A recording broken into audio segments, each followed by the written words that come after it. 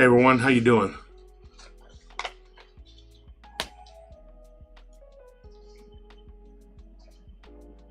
Hope everyone's had a good weekend. I'm really busy, having a lot of stuff going on. A lot of stuff going on in the paranormal community, the cryptid world, and a lot of stuff going on in my personal life. Wanted to give everybody a quick update. Waiting on some people to get in here, to get into the chat room, because before I start talking about some things that we got to talk about, I've been bombarded with messages about an interview that was done by another channel, and I don't even know the name of the channel. I could look it up in a minute here. But I watched the interview because I normally don't pay attention to other stuff on YouTube or podcasters, whatever, and it's nothing personal against them. I just I don't have the time.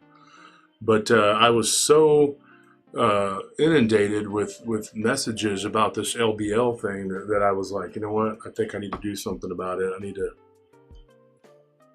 to talk about it, bring it up, and we'll chop it up and talk about it. So.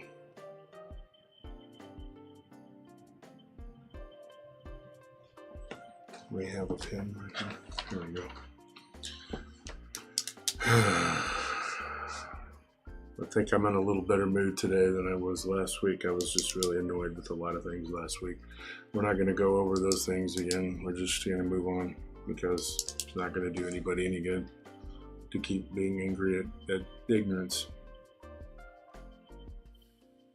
So, here we are.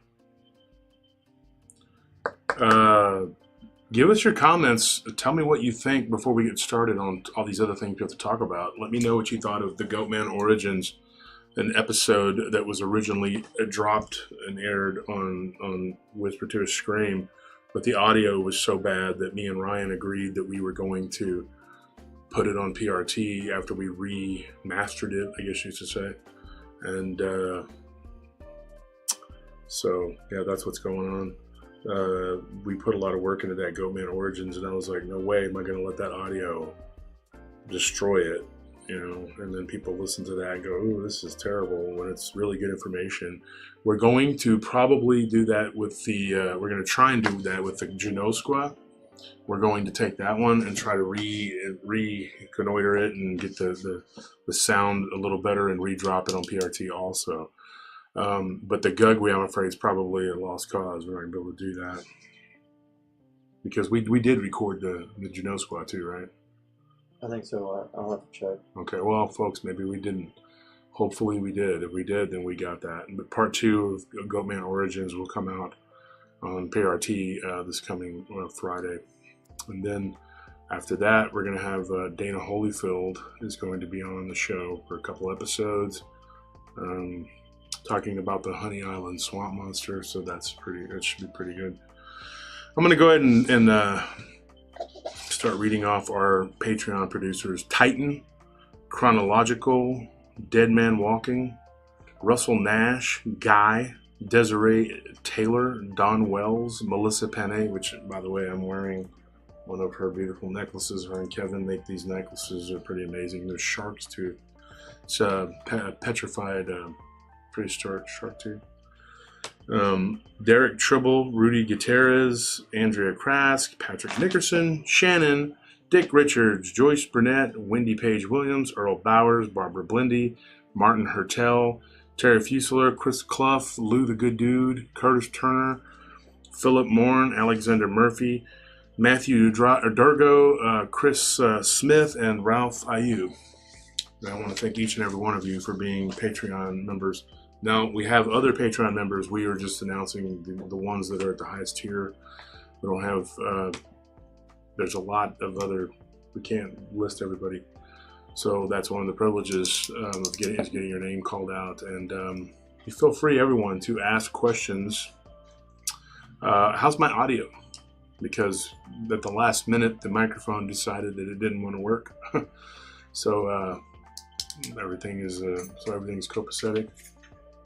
Did you get that gate code? Yeah. Cool. All right, so we got about 90 people in the chat. Before we start going into detail about the LBL, tell everyone out there that we're going to be talking about the land between the lakes. Everybody's really big on that subject, and I have not chosen to speak a lot on it because it's been so overdone. But now we have a guy who they call Roger, who came out on a podcast and started to talk about that he was there. He claims he was there. The guy was on a show, and I listened to that show very carefully. And either the guy's a really good storyteller. Sounds convincing. I mean, I don't know. I mean, I would, if I was those guys, I would put him on the show and let him talk, because he didn't sound like a liar. He sounded sincere. And so they either got a really good actor, a pathological liar, or he's the real deal. I don't know for sure. So he was talking about the LBL, the land between the lakes, and the incident that took place. So we're gonna get into that, and we're gonna start talking about that, and I'm gonna delve into some things that were discussed on that video, and I'm going to give you some more information that I can maybe possibly help shed a little bit of light on some of those things, because the research I have done, you might find interesting. It's something that I could do a show about, a Friday show about, but I'm going to give it to you today on here on the live stream. And so this is probably going to be a pretty important live stream as far as the live streams go. Another thing everybody's waiting to know is the art contest at the end of this episode. We're going to get into that. We're going to get into the art contest, and we're going to figure out who won that.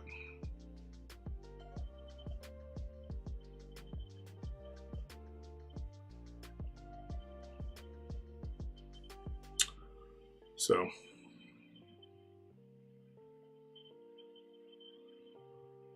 the art contest, and we're going to figure out who won that. Well, the audio's good. To make sure that that's good.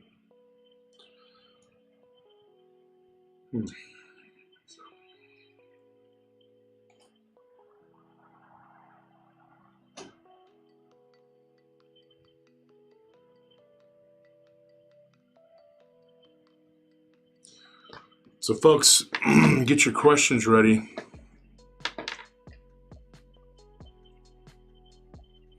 A whisper to a scream, that's Ryan. Ryan, what do you think about you? You must have listened to that episode. Give me your comment. Tell me what you think. Text me, whatever. You said some things didn't add up. Some things didn't add up to me at a few points, but he seemed to kind of clarify it. But, I mean, like I said, the guy sounded like he was sincere, but, I mean, you never know. People can just BS you all day. So we are at 13.5 thousand subscribers on YouTube. That's not how many listeners we have worldwide. We have a lot more than that, a lot, because we're on 6 different platforms. But on YouTube, we've hit 13.5, and I'm hoping to get to 15. That's kind of my goal, for my short-term goal for now, and then eventually 20. But 13.5. The only thing is, when you're on Spotify, a lot of people listen to you on Spotify. Probably way more than on YouTube, and then we don't really make anything from that. So now I'm going to have to work on getting sponsors. I'm going to have to start getting that. It can be an issue.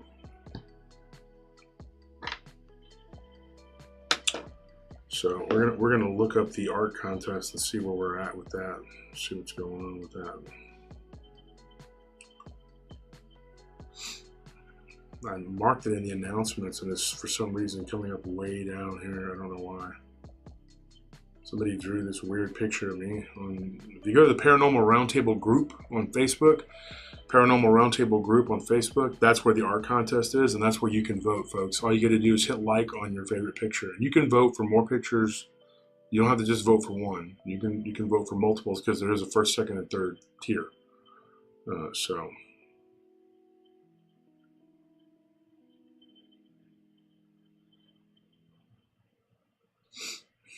And I can't even tell you who drew these folks. That's why I just put them on there. I try not to look at the names, so there's no bias.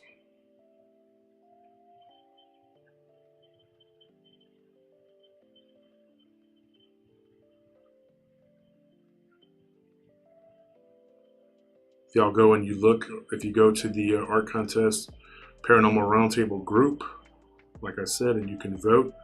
And at the end of this episode, then we're going to tally it up and we're going to find out who was first, second, and third.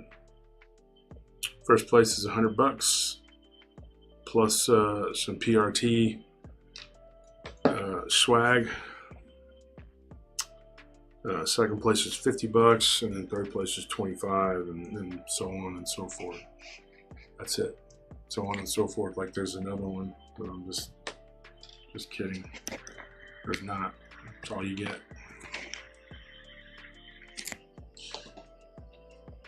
Kind of adjust camera a little bit.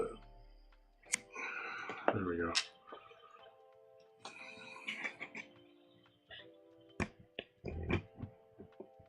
Yeah, I think that's better.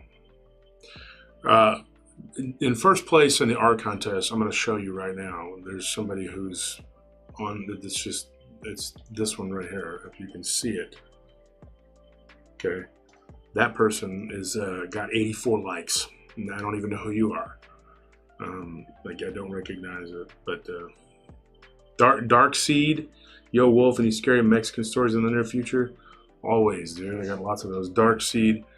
Has anybody seen the new the Zack Snyder version? What is it? Zack Snyder version of Justice League? Mm-hmm. I haven't seen it yet, but I heard Dark Seed really steals the show, kind of like Doc Holliday did in Tombstone. His character really hit home. Everybody's telling me that he was pretty good villain.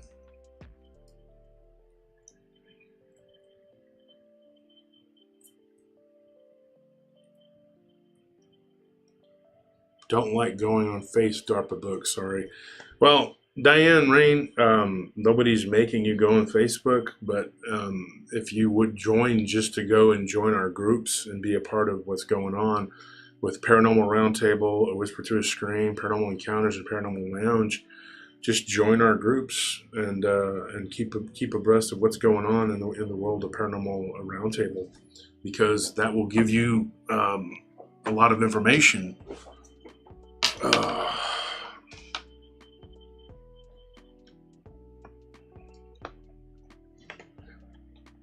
But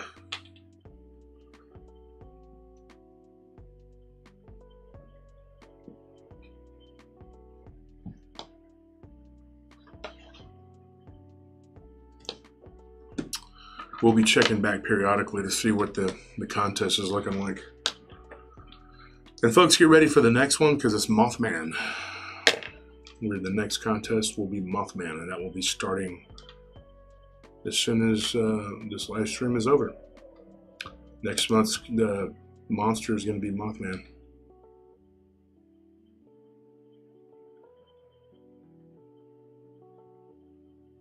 It says here, Josh, I'm going to read that comment.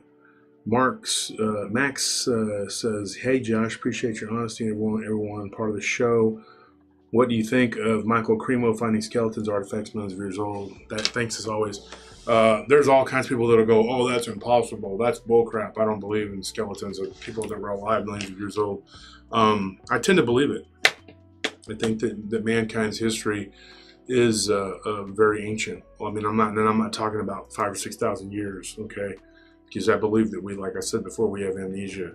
We are way older as a species than what we're being told. No way did history just start 5,000 or 6,000 years ago, and that's just when it started, and then mankind just, because there's people that believe that's when the world started, which is, okay, I can't even wrap my head around that. And then there's people that believe that mankind actually there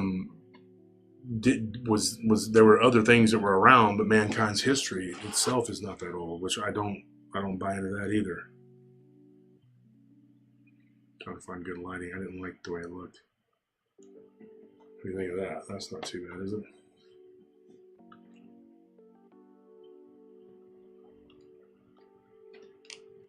Oh, so he's decided not to change. Yeah, kind of pointed out.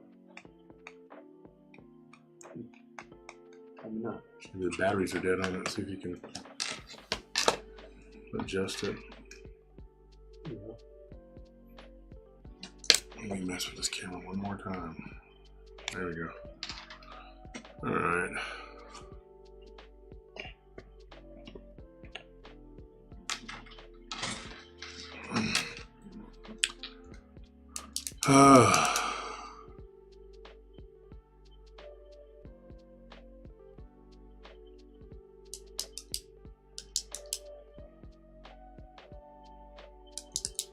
One time I read that humankind rose and fell 9 times so far. I would say even more than that.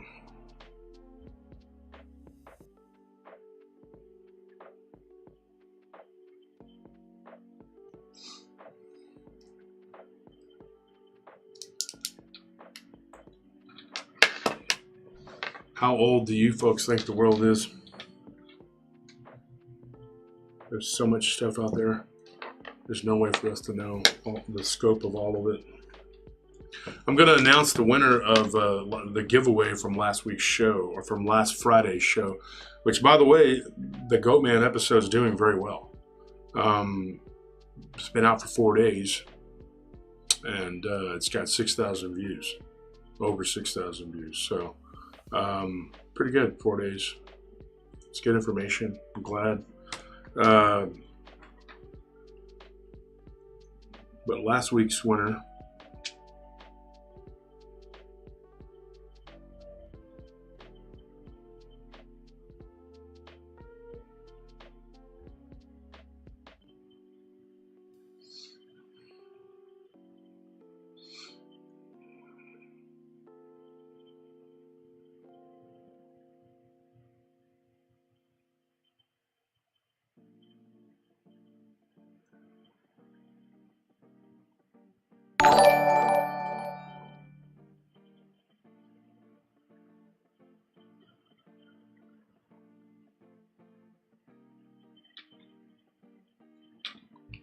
Darkseed, thank you for your, says Darkseed would crush Thanos easily. I don't know. I haven't seen him in action on the Zack Snyder's version of Justice League.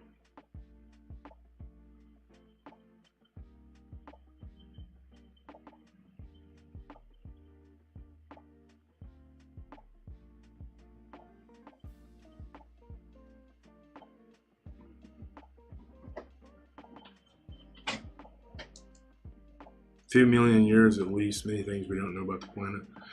I think the world is billions of years old, but I think our species is a lot older than we're being told. That's what I believe. So shout out to Tim Claremont of Ohio, of Kingston, Ohio. He's the winner of the last week's giveaway. You'll be getting an autographed book from one of our many good author friends. So congratulations for that. That's good. The lighting is not, it makes me look terrible, but it's kind of hard to make me look good, so. I'm trying to play around with it. You could try one of these big circle things. I don't know. Why is the likes and comments for the whole art contest are showing up on the first place's picture instead of the individual stats and comment? Okay, well, if you remember the last few contests, it wasn't everybody, they didn't all pick the first one, Ashley. I mean, you did really good work, okay? So I'm taking that the first one's not yours. Well, the last two we did was the crawler, or the rake, and then we did Goatman, okay, and then Marches was Chupacabra. But you remember the last two, not everybody. Brian Clough, thank you for that. Brian Clough, thank you for the donation. not everybody's comments not everybody's likes were just on the first one. Okay, so the people I think are actually choosing that first one because I've gotten a ton of people telling me that they really liked that picture. So I think it just kind of happened that it's the first one that I put on there. I didn't think it was the best one, so I put it on there. So I'm not choosing sides. I went through and I liked each one of them. I don't like any ones more than any others. I do have some that I think are good, but we're here at PRT, we're the ones throwing the contest, so we're not going to sit there and be like bias. Okay, so. But Ashley, you do a good job, and that picture that you drew for my wife was epic. And I was supposed to actually bring that, and I didn't. Sorry about that. I was going to show everybody.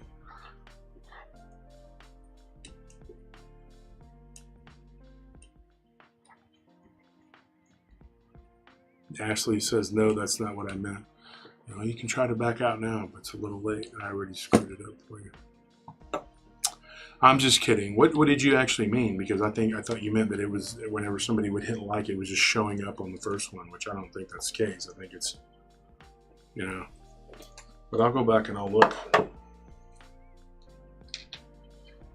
We'll make sure that that's not the case. I just know that last time around, the first picture on there didn't win.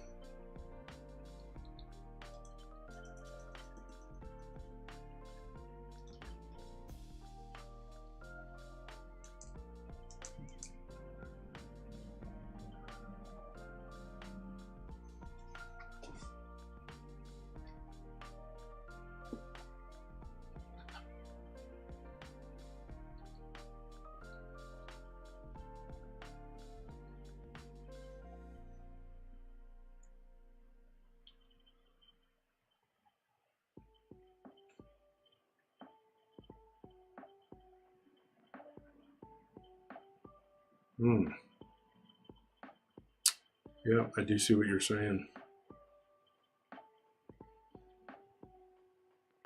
It's actually not the first picture, it's the second picture, but for some reason, it is getting all of the likes and comments. That's so weird. I don't know why Facebook's doing that. So I stand corrected. That could be an issue. Do you have any idea why that would be, Anthony? I'm not sure. Facebook is weird. See how it's doing it? Like everybody that likes at the top, when they hit like on that, on the main deal, it's showing up on this picture right here. And all the comments are showing up on it too. And that's the second picture that I posted. Yeah, well, Facebook changes the way it works all the time.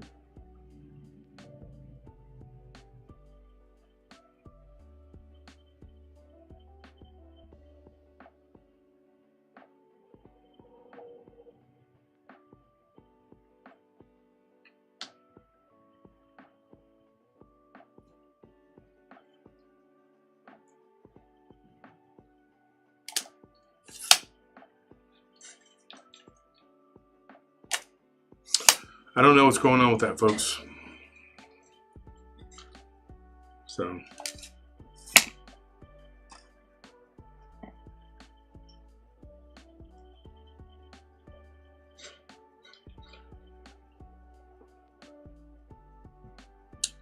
If you were somebody that voted on the art contest, go through and maybe unlike the post itself. Should we do that? I mean, I would say just tap on the post to that way it expands every entry, and then just make sure that your likes are on the ones that you're voting for. Yeah, what Anthony just said, folks, was go on and tap on the post, and so all the entries pop up, and then you can scroll down and vote on the one you like. Because apparently, if you just, for some reason, the second picture on there is the one that's getting, if anybody just likes the post in general, the second picture is getting the likes. So that sucks. But it is a good picture. I mean, it's a nice picture. And regardless, I mean, even if it's a screw up on Facebook, and whoever drew that picture, I'll give you something, don't worry.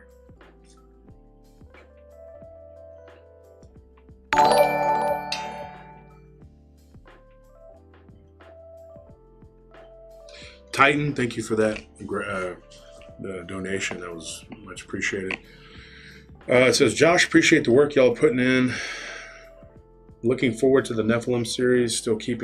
That's still something it's a daunting, it's just that we all here at PRT are just want to do it, but it's such a daunting task. I don't know how we're going to do it. There's so many people we could bring on to talk about it. Still keeping your peeps in prayers. Speaking of which, my mother was moved from the neurological ICU into the heart unit ICU. She had bleed in her brain.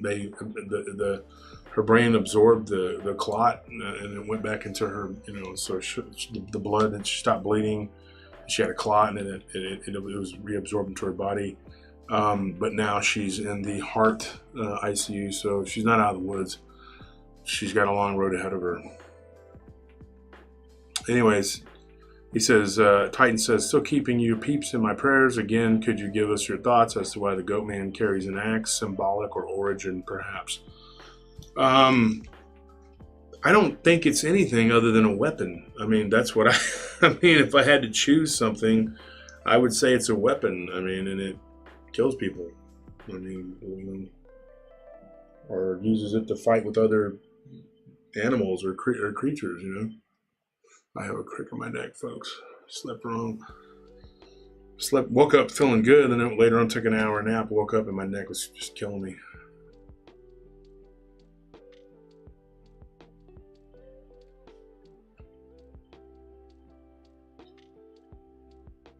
Stimulate, thank you for that. Thank you for your prayers, Barbara. Appreciate it. Dick, everybody.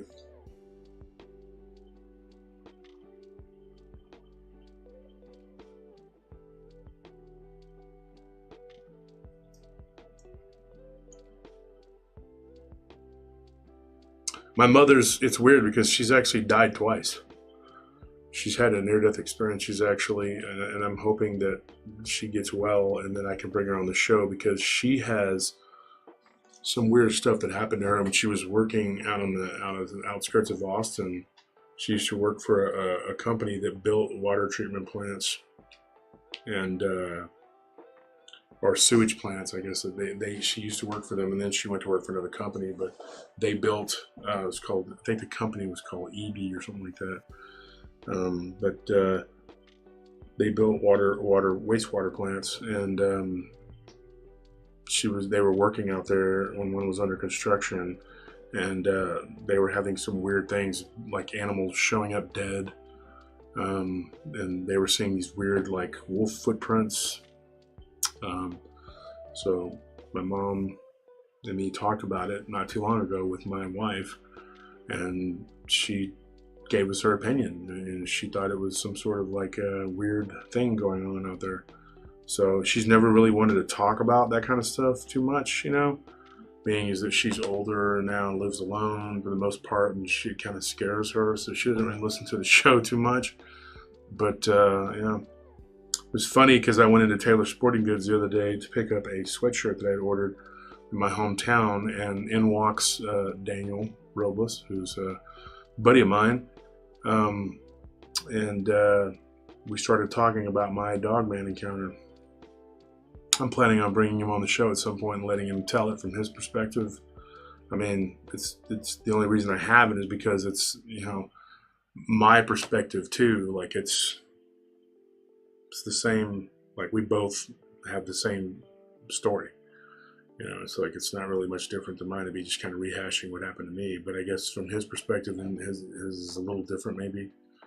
But I thought about it, and I thought, he has some other interesting stuff that's happened to him. So maybe he could come on and talk about some of that. But he told that story to the people on the Sporting Goods because they were talking about my show, and they're interested in being a sponsor. So.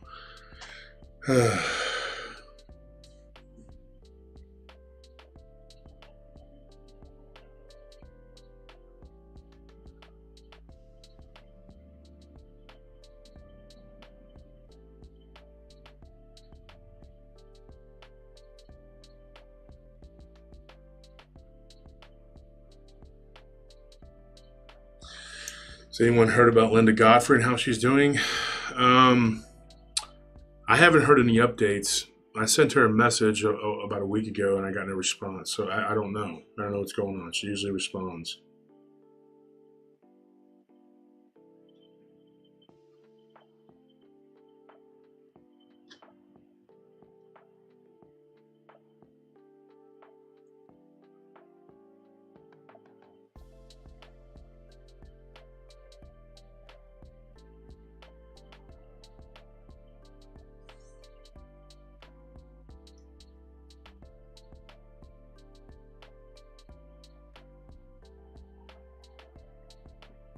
Just reading some of the comments here before we get into the whole LBL thing.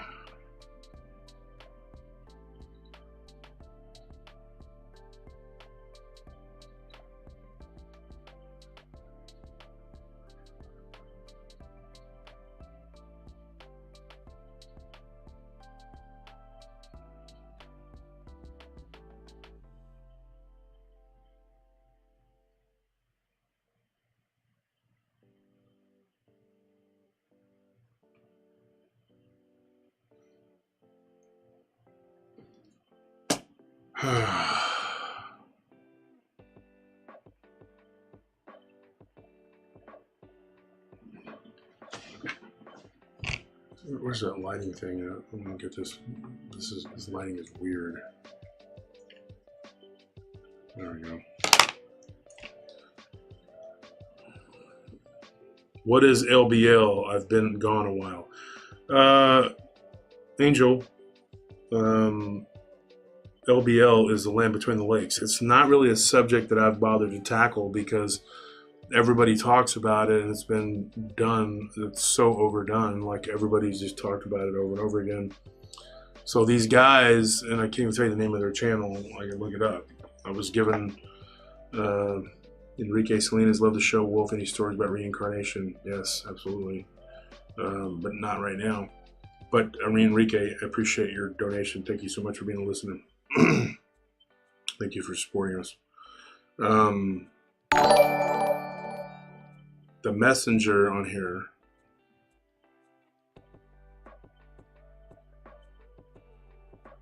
They got so many people sending me that story, wanting me to take a look at it.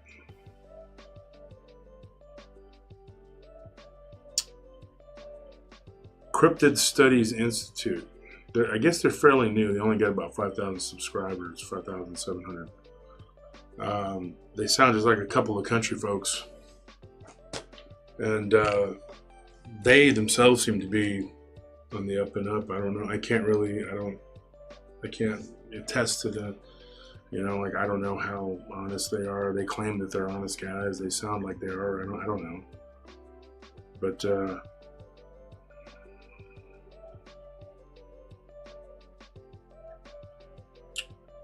I can't tell you 100%, that they are because I don't know.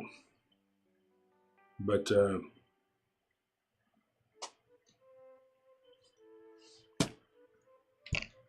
anyways, I can't attest to the veracity of their truthfulness. I mean, I just know that what was the video was given to me about 15, 20 times, and then I said, okay, I'm going to take a look at this, and so I did. And from what I was able to glean from it, it seemed like it was a pretty legit thing. But the guy sounded legit, but there are people who are absolutely opposed to what he's saying and saying,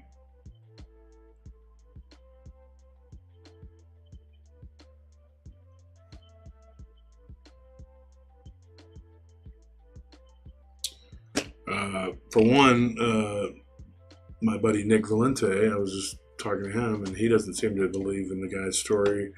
Ryan seems a bit skeptical about it. You have to give me your opinions.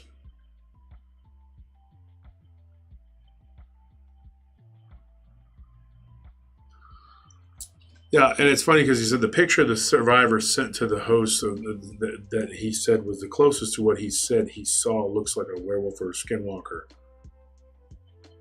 they all look that way. There's none that don't. They all look the same to me. I mean, I don't see how you can look at one and go, oh, that's a werewolf, and the other one's not. I mean, what's the difference?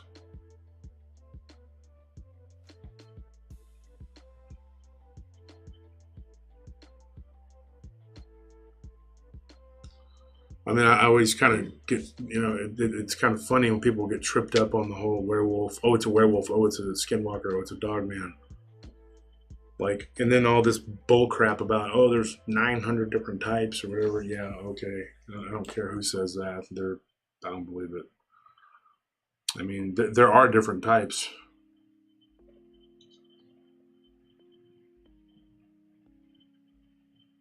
There are different types. Folks, say a prayer for Nick Valente's son. He's actually going to the hospital right now. I believe there are different types, but I don't think that there's like a set 7 different types, and then that's the different 8 different types or whatever that they've cataloged or whatever. I'm not a big believer in that. I don't know how you could possibly. I got a story recently where there were 2 totally different types of creatures and they were hanging out together. So explain that one. It was very weird. I would say that would be a one-off, but it's not. We actually heard that more than once. One was like rangy and skinny and tall, and the other one was kind of thick and shorter and stubby. They didn't look alike. Then there was one that stayed on all 4s, and then the other one was on 2 legs the whole time. And they looked like 2 different creatures, but they were both canid in origin. So, I just, and they don't, none of that. The second one didn't fit any of those different types of, dogman set types that they're supposed to have. What's a Vic Cundiff look-alike? We've talked about this before.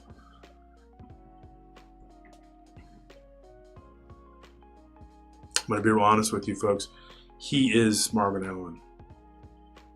They're the same person. He admitted that to me. Just kidding. Okay, come on. The witness sort of fizzled out when it came to after he got away. If the police took him back to the scene, there had to be discussions and much to see. So I'm waiting to get about 200 people in this chat room, and then I'm gonna start talking about this.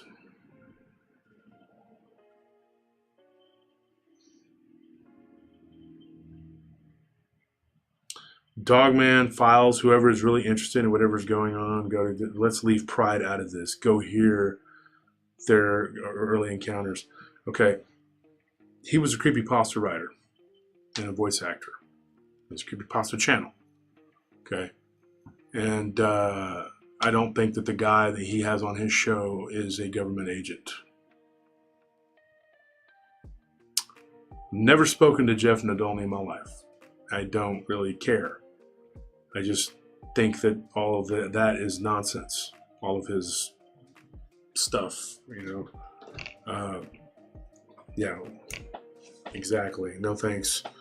Nice plug. Thank you for plugging him on my channel. But whatever. He's getting it from newspapers. What newspapers? And who's getting what from the news? What are you talking about? Can you describe what the stripes looked like? Yeah, I talked about it on Dogman Encounters. He had like white. The shirt though that Vic Cundiff put out for stripes is not the description that I got. It didn't look.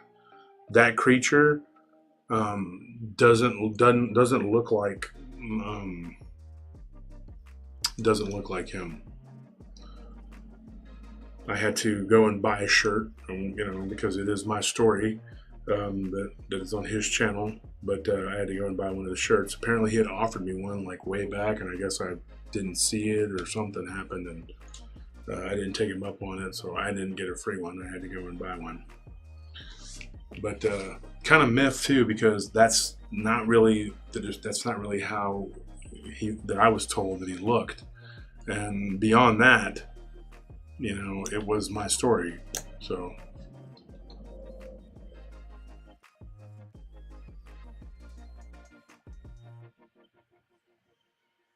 Hey, Barry. Yeah, I agree with that. Jeffrey Dude playing y'all. Yeah, I believe that.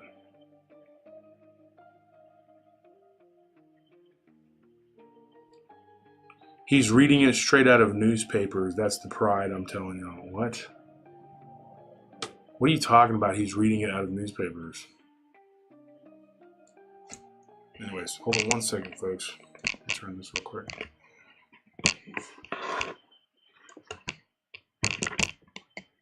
I'll be right back. You want to take over, Steve? No.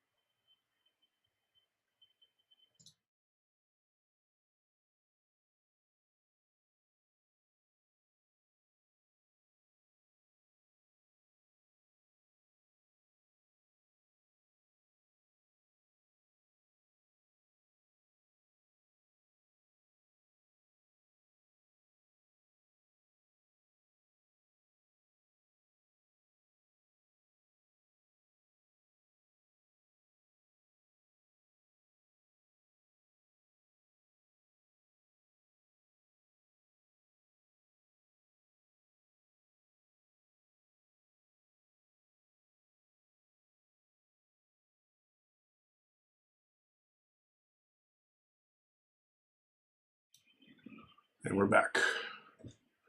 Okay, folks, sorry about that. I had to take a quick restroom break. The last we were talking, somebody was saying that he was taking it out of newspapers. Can't read that purple.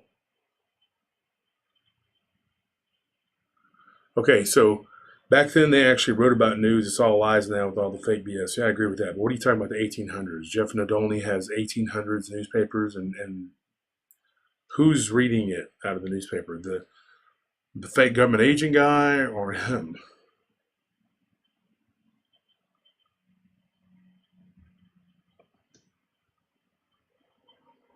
You just moved it to where I'm partway. It's easier if I'm over here. I got it. I just didn't want to move it like that. There we go. Slide over a little bit.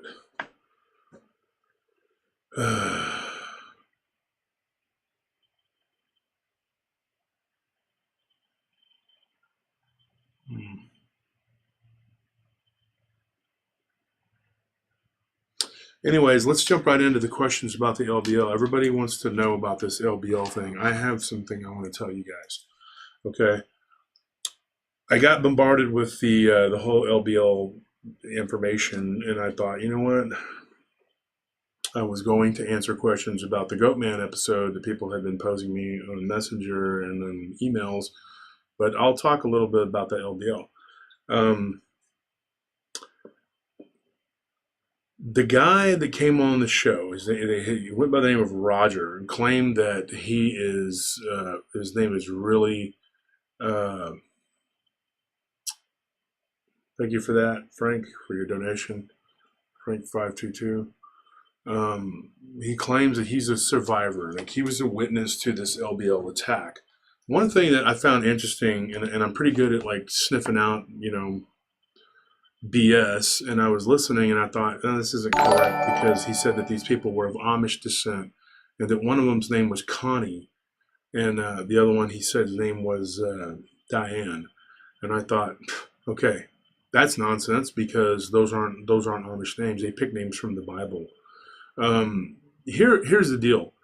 when I was running a nightclub downtown, I don't know if you people are familiar with the Amish culture and what they call rumspringa. You know what rumspringa is, right, Anthony? Yeah. What is it? It's when they have an opportunity to leave their whatever it's called, their community, and go out into the modern, into the into world, the English world, as yeah, they call it, yeah. basically come into our world and decide if Dutch. they want to stay here or go back to their Amish community. Mm-hmm. Whichever decision they make, they have to stick with it. Yep. So these three individuals had come to 6th Street in Austin. This was years ago, probably about 16, 17, 18 years ago. I can't even tell you. I know it's longer than 15, but not as much as 20. So anyways, they worked for us, and they were three kids who had come from Pennsylvania, and they were Amish, and they had left from Rumspringa, and they decided, we're just going to go and not come back. And so they had traveled. They had gone to Miami. They weren't really comfortable there, and then they ended up traveling, and they ended up staying in Louisiana for just a little bit, and they ended up in Austin. Okay, so here's what ends up happening. I get to know them pretty good. One of them in particular stayed working for us for about 8 months, so we got to know him pretty well. And the girl found a boyfriend. She moved to a suburb of Austin, started working there, and then the other guy started like really, really messing his life up, doing drugs. Went to jail, got out. We gave him his job back, and then he kept not showing up, so then he got fired, and then I don't know what happened to him. He just quit. But the other kid was around for a while, and we talked to him, me and my brothers, and we got to know him, and he told us some pretty cool stories from the Amish community. I asked him about paranormal activity, things like that. Here's something interesting that I'm going to tell you that a lot of people may not know. There is a black magic that is practiced by the Amish community. I'm not slandering them. I'm not saying that that's very common, or that that's something that they just do. Like, it's like, oh, you're Amish, oh, you must practice black magic. It's not, oh, you're Haitian, you must practice voodoo. No, that's not what I'm getting at. But there is there are people who do practice black magic within the Amish community. Not everybody is on the up and up and good and just plowing their fields and milking their goats. There's a lot of pressure in the Amish community to be a certain way and to conform, and I think that the pressure kind of gets to people, just like Catholics. There's some Catholics. Can you close that door? There's some Catholics that they kind of turn and they end up practicing Santa Muerta. And it's got a kind of a Catholic bent to it, There are people who mix their voodoo and hoodoo and different types of beliefs in with the Christian or beliefs. I've even known magic practitioners who were Muslim, and they would study the Hadith and they would study the Quran, but then at the end of the day, they were still very much into the esoteric. And they were just very, they practiced things, that weren't, would not be considered Islamic in the true sense of their religion, or in the Christian religion, just as Judaism has the Kabbalah. There's a flip side to everything, and there are different aspects of religions that are typically supposed to be a good thing, and you're supposed to do good things with these beliefs, but then they get kind of sidetracked and they go off into, borderline devil worship. I mean, there's no other way to put it, but there were people within the Amish community who weren't always on the up and up. Some did things, like according to what we were told, that were illegal, and then some did things that were not I mean, there was a lot that went on, according to what I was told. And the Mennonites, they're kind of like they're the intermediate. They're kind of the connection to the outside world. I ran into a group of Mennonites walking around the Riverwalk in San Antonio and had a conversation with them. They will go out into the English world, as they call it, whereas uh, whereas the Amish they very much stay to themselves. They don't go out into the English world, and they won't even do business with the English, but it's safe through the Mennonites. The Mennonites will do business with the English world, and the Mennonites will also they're okay with amenities like running water, things like that. Uh, but so there are people who do things in those communities. They have this reputation of being just very good and righteous people, and I'm pretty sure for the most part they are, because they don't watch TV. They don't participate in any of our ridiculous media crap, and because it is evil, a lot of it. But they do. There's a small aspect of them that's pretty rough. They do things that aren't necessarily, And I used to work with Lebanese, and they're Druze, and the Druze are they're almost like a Mennonite version of their people. They're not Muslim, they're not Christian, they're Druze, and Druze, Druze, it's a different religion. They believe in reincarnation. They have kind of a strict belief. They tend to try to intermarry with their own community. Um, I've known a lot of Kurdish people, and they have people like the Yazidi who believe in a peacock god, who a lot of their neighbors, including other Kurdish, believe is Lucifer. Not necessarily Shaitan. Now, Shaitan is like a different entity. He is like the bad guy, but Lucifer is not necessarily the bad guy in their belief, which is kind of weird. Which a lot of Stitchin people tend to believe that too. But we can get into beliefs all day. My point is that this video that was made, if anybody knows about these guys that made the video, they interviewed this guy, Roger, who claims that the people who were the victims at the LBL were of Amish descent, and that they had left the Amish church and the Amish society and had moved. And apparently him and his family had helped them move. And there was an attack that took place by two wolf-looking creatures. He didn't say they were 7, 8 feet tall, which typically I hear is about 7.5 feet. It's about that tends to be kind of like the standard, 7 to 8 foot tall. You do get them about 6.5 feet to about 8 feet. But 7.5 is kind of like the mid range or whatever. The one I encountered was that tall, was that height. I think Nick Valente's encounter was one that was between 6.5, 7 foot. But he said that these things were about 6.5 foot tall. They had huge thighs and legs. They did not have like they had really muscular upper body, and they had what looked like their body was covered in hair. Not fur as you would think of, like a wolf would have, like fur, but like human hair, but just covered all over them. And that they had short muzzles. Now, me and Ryan, of course, Ryan, if you're listening, we've talked about this, the Gugwe, being a possible candidate for what attacked those people at the LBL. Toward the end of this interview, the gentleman he says, well, he goes, what do you think that they asked this gentleman, what do you think that they looked like? And he was like very wolf-like. I mean, they were canine in appearance, but they had short muzzles, and that they didn't look like a Bigfoot. He's like, they definitely did not look like a Bigfoot. But he said at one point he thought that they almost looked like people in suits. If it wasn't for the fact that they had actually used their claws and teeth to attack these people, he would have thought that that's what they were. And one of them apparently killed one of the people, and had ended up in the tree. Ended up in a tree from, I don't know, from being shot. Either he climbed up the tree, I don't know, who knows. Around that part, I was busy trying to do other things, but I was trying to listen as best I could. But I remember him saying that it wasn't a child that was in the tree. It was one of these creatures, and apparently it had been killed. It was shot.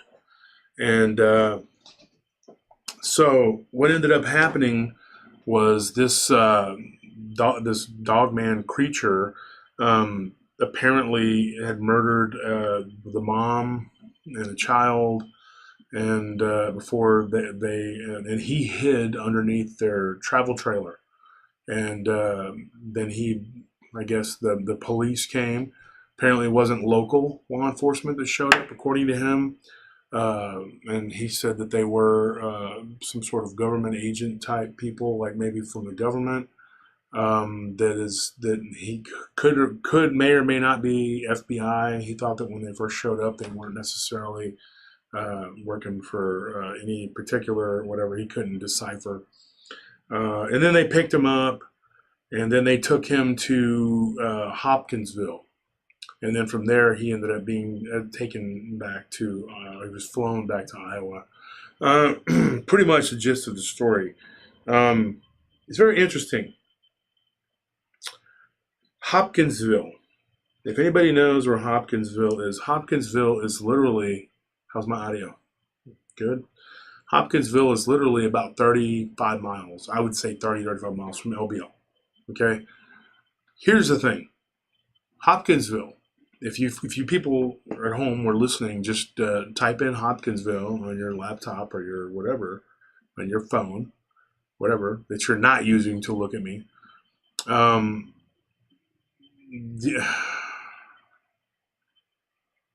Hopkinsville was the scene of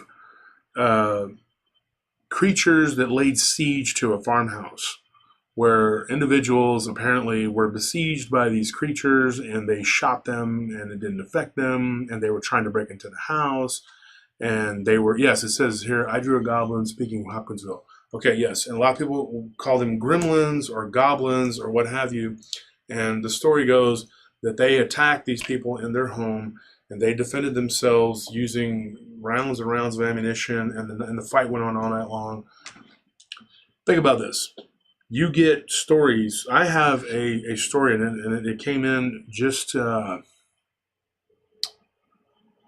guess it was probably a week ago. I don't know. We first did the Whisper to a Scream Goatman episode. We dropped it about 3 weeks ago, probably the first one. And we had done it about a week or so before that. So it's been about a month. But right after we dropped that first episode on the Whisper to a Scream podcast, I got somebody telling me that they went looking for Bigfoot / Dogman in the LBL, and they saw a Goatman type creature. So that story is pretty good, but it's not on the Goatman Origins. It's not going to be on part 2 either, because that was pre-recorded. That's already been done. It was done. What did we do? Like I said, maybe 4 or 5 weeks ago. Yeah, we recorded that. So it's interesting that he saw a Goatman type creature in an area that is known for Dogman and Bigfoot. I believe the north end is where they say the Dogman are, and the south end is the Bigfoot. Correct me if I'm wrong. Sometimes I get it mixed up. I think that's what it is. And this creature that everybody is talking about now, everybody's saying, well, it sounds like a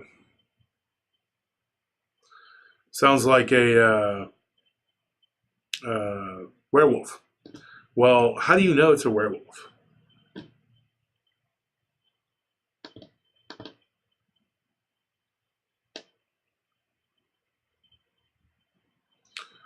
Anybody got any ideas why you would think it was a werewolf? Because it had a shorter snout? I mean, does a Dogman have to look a certain way from a werewolf? Because I'm trying to figure this out. Think about this. Okay, you have the Hopkinsville goblin stories that they supposedly were alien something or another, gremlins that attacked this house. You have a guy who swears up and down he saw Goatman in the LBL. You have people who claim that Bigfoot have chased them out of the LBL. You have people who claim that Dogman has chased them out of the LBL. They barely escaped with their lives, yada, yada, yada.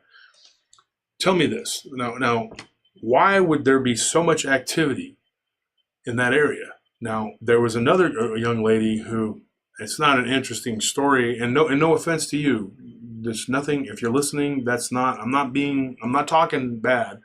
But your story is not like super interesting as far as like the show, but this individual, she gave me her story, and I'm up to listen to any stories. I just like to hear the stories, period. It doesn't matter. But she gave me a story about a UFO. They were in the LBL, and it was 20 years ago, and they saw a UFO, like an orange glow. They could see it underneath, like a disc. It was like a fireball underneath it. So that happened in the LBL. I've had a lot of weird reports. I've had reptilian type reports out of the LBL. To me, it sounds like you're dealing with a plethora of activity of creatures. You have this guy seeing the Goatman, this girl seeing UFOs. I've had 2 UFO reports out of there. They didn't see anything else. They just saw UFOs. One, they just saw like a little disc in the sky, and it was, they were camping, and then that was it. And then one, they actually saw one where it was glowing, and it came down. It was a little more, in depth, but there again, nothing happened. They did say that it was low enough to the ground that it scorched the tops of some trees. And they were with their family, and it was just a very weird thing that happened to them.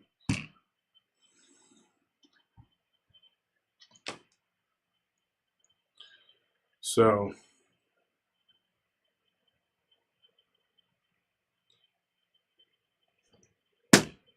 Ryan, if you could,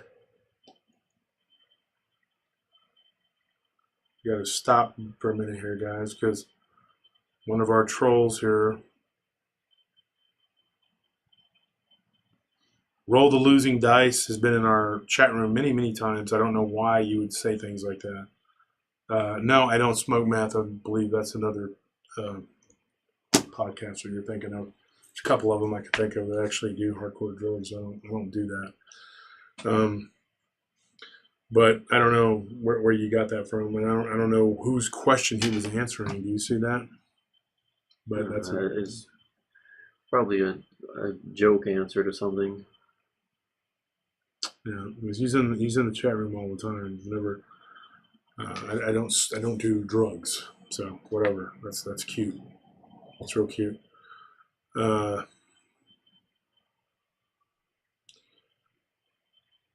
it says here the lunatic friends, the Nazis were into some. There's never been anything that's certain that can substantiate any of that about Nazi experiments. I think that's all just like what do you call alleged, whatever. I get questions about that all the time. I'm like, I don't know. Anytime I hear about scientific experiments creating these things, I'm kind of leery. I do believe that the government can and does mess with things, but like using that as the excuse that these things exist, I believe they're much more ancient than that. Angel Martin says, heard a lot of stories from Bullitt County, Kentucky. I'm going there Thursday. I live about an hour away. The caves in Kentucky connect to the sightings. I do believe that. Thank you for your donation, Angel. I do believe that the caves are connected to that. That is something that I've thought when you look at the cave system there in Kentucky, Tennessee, there's got to be something to that. There is definitely some sort of connection. I can't tell you exactly what it is.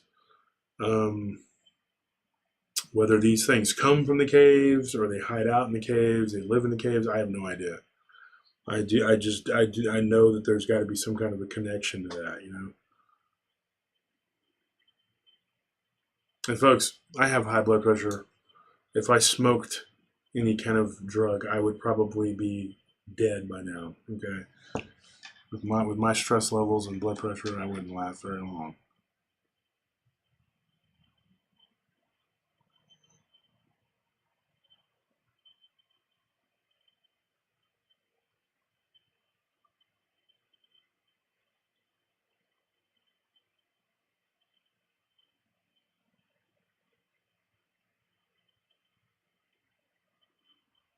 I know this. I know that during World War II, the English actually employed Aleister Crowley and a coven of witches to do witchcraft. I mean, I know that. That's pretty much something that he always bragged about. Him and Jack Parsons and that idiot from the Scientology, whatever, they're all not good people.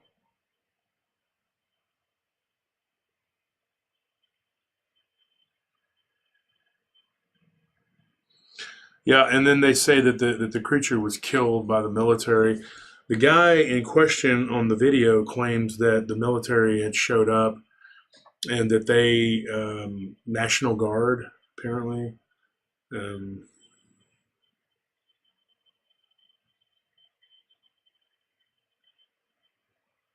Angel says, Bullitt County is kind of where the mountains start south of Louisville, and I have heard so many people call in with very bizarre sightings from that county. Give us some examples.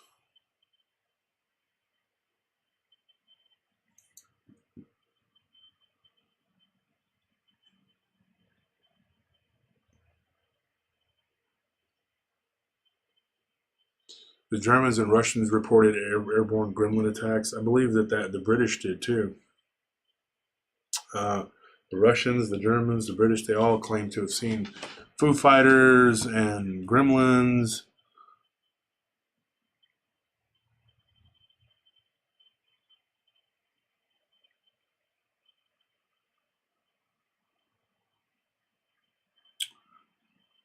Agree with Dick in and on the earth. Well, if you're talking about the book of Job where it says that the devil walked to and fro upon and within the earth, that is pretty interesting. I've always been disturbed by that passage. So give me your thoughts, guys. Ryan says he got the troll. Who was the troll? Was it rolling the dice, or was it him responding to somebody?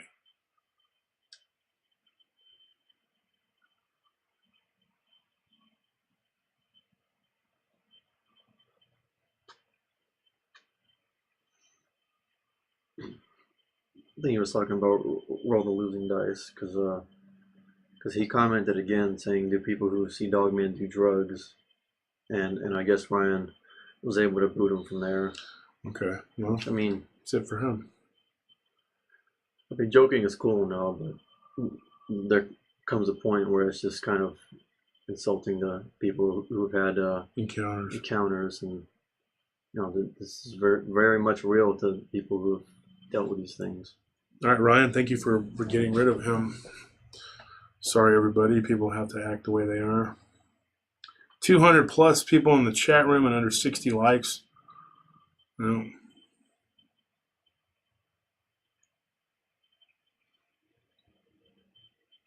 Thoughts on the 5 devils in the book of Enoch?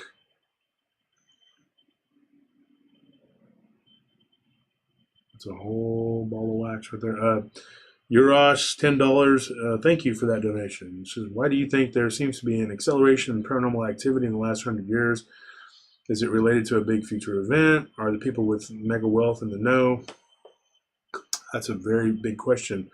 I think that things are ramping up. I believe we're in a period of the age of destruction, but it's also the quickening. Time seems to be moving faster. Things are accelerating for sure. People with mega wealth, they know a lot more than the average person, but they think they know more than they do. They're just being played by demons. That's all it is.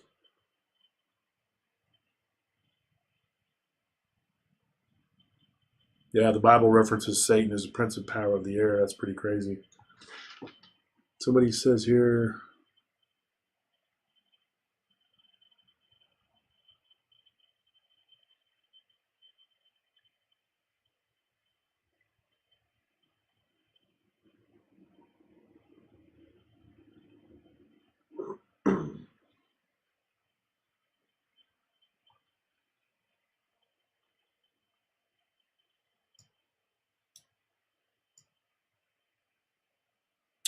trying to go back and find this one comment. Someone said, explain why Taylor, Texas, Taylor, Michigan, and Taylor, Mississippi have strange things going on. I don't know. I don't know. I mean, it could be the names because, you know, Taylor, they were all founded by people with the last name of Taylor, obviously. And so it could be the names. It could be a bloodline. I have no idea. I don't believe in coincidences, so.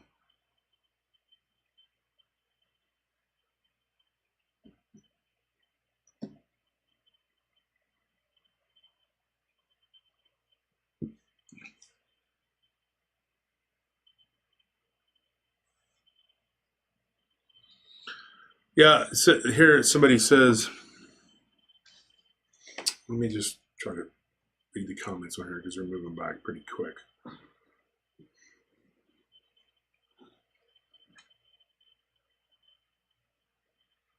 Oh, come on, man. This thing doesn't want to cooperate.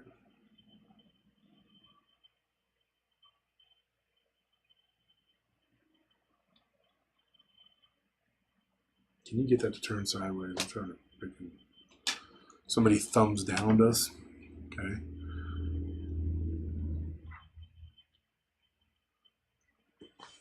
There you go. What was I doing wrong? I could not see what I was doing.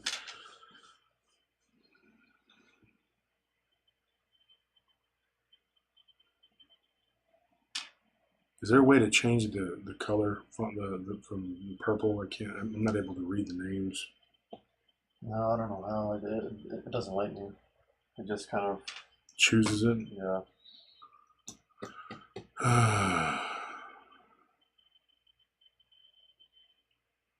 According to this guy, though, it says the LBL was the campsite that was a horror scene, right? With all the ripped up tents, blood, and dismembered body parts. Supposedly, this guy claims that that's not what happened.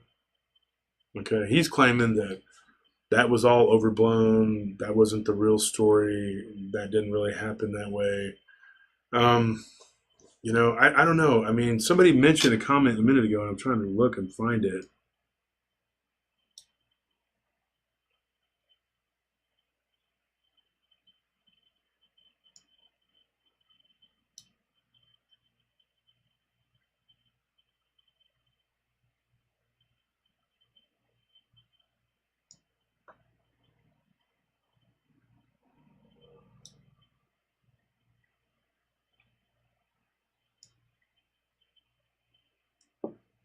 I'm trying to find the comment here, folks.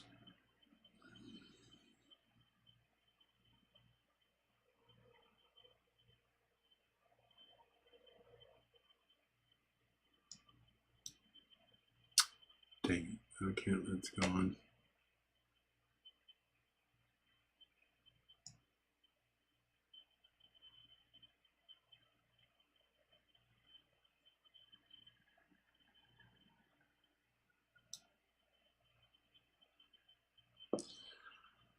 I don't know what any of you think. I mean, if you think that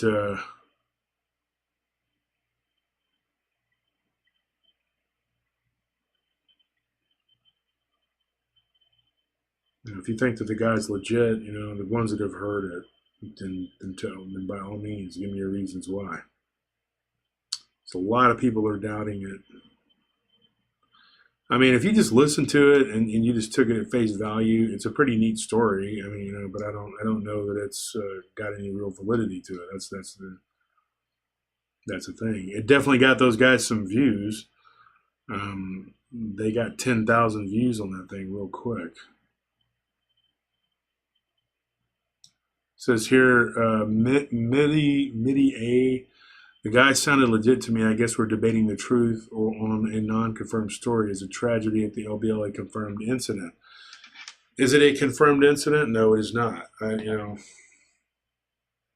people can say, you know, that it is. I mean, you can debate it all day long, but whether it really is what they say it is, I have no idea. You know, that's what we're talking about here.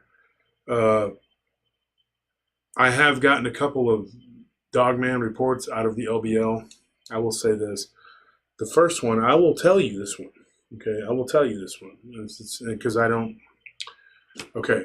The thing is that's weird is, and we'll get back to the Amish thing in a minute here, but this guy claimed that the Dogman story that he told me, and I'm going to let you people decide if you think this is true or real, but he was camping with his girlfriend and her brother, and supposedly a wolf-like creature tore through the side of their tent, reached in and grabbed the female by the leg and pulled her up out of the tent, started to drag her off. Okay, at this time he got up and began to fire shots, and he was so terrified that he began to fire shots in the general direction of the creature. The creature dropped her, and then about 15-20 minutes later, the woods all around them was filled with howls and screeches, and that they had been surrounded by something, and they had made their way back to their vehicle, which was a Jeep. And they got in the Jeep and they were driving away, and this supposed so the audio just went bad. Audio static. Your audio is cracking. Bad audio.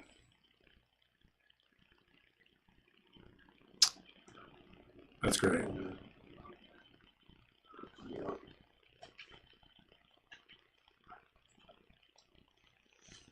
Try this. Try something else.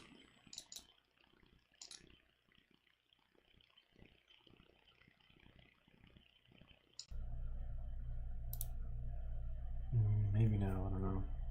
Can y'all hear me? Does it sound better? It says audio is bad.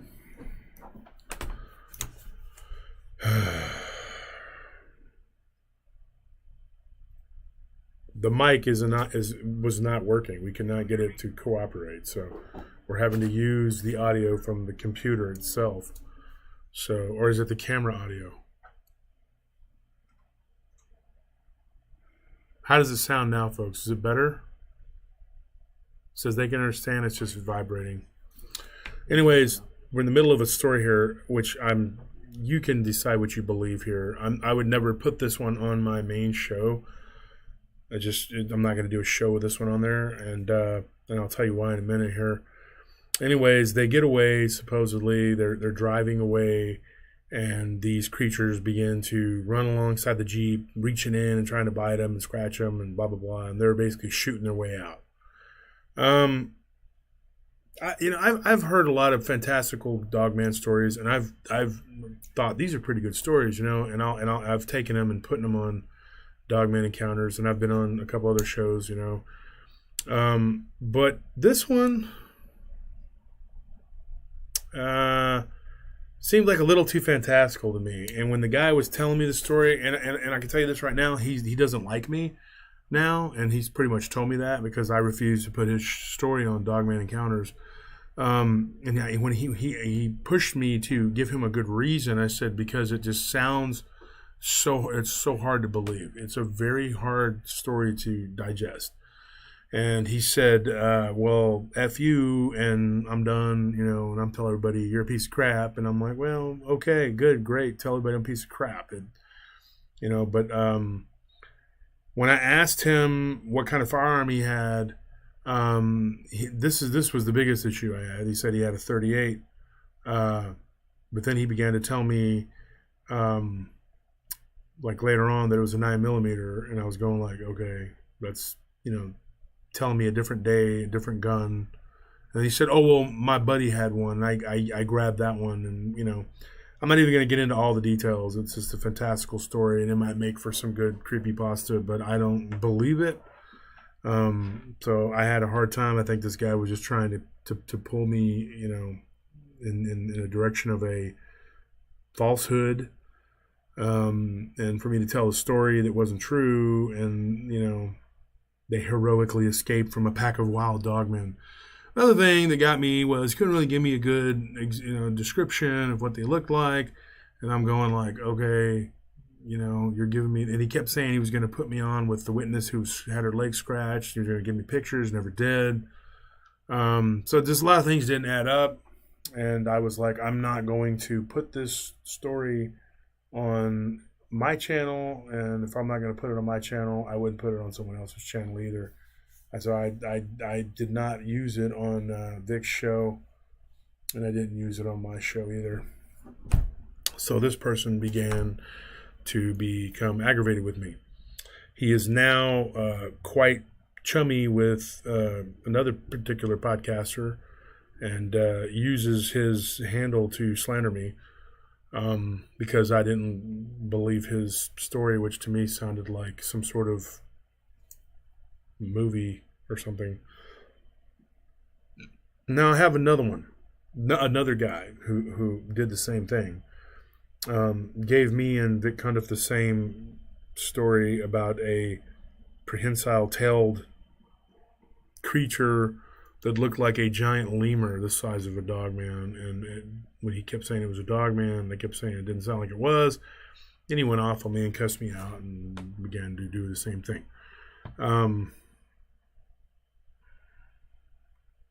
Says here, yeah, the problem with the lie is remembering the lie in detail. Exactly.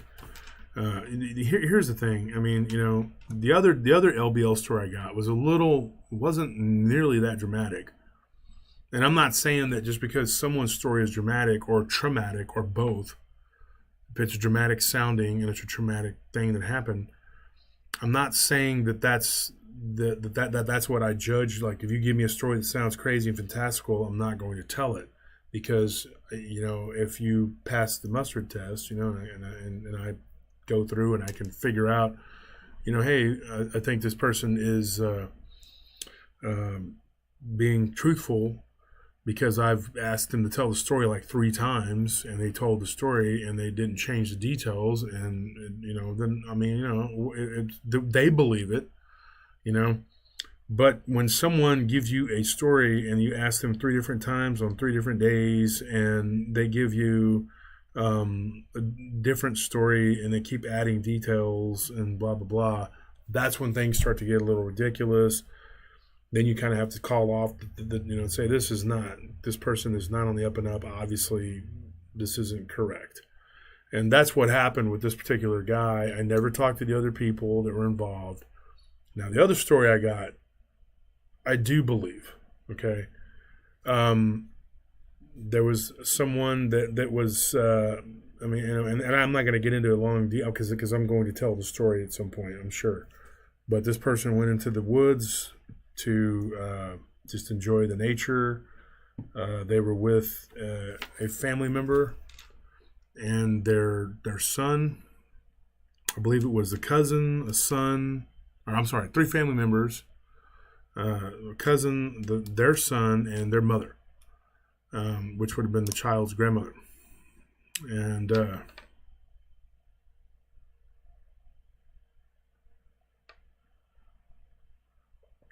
what is this going on in the chat room over here? This is ridiculous.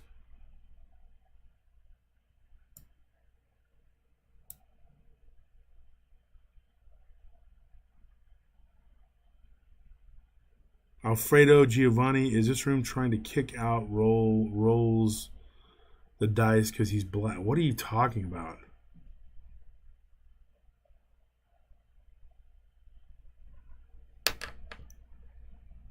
How do we even know what this guy looks like? How does anybody know what he looks like at all? Roll the losing dice. Yeah.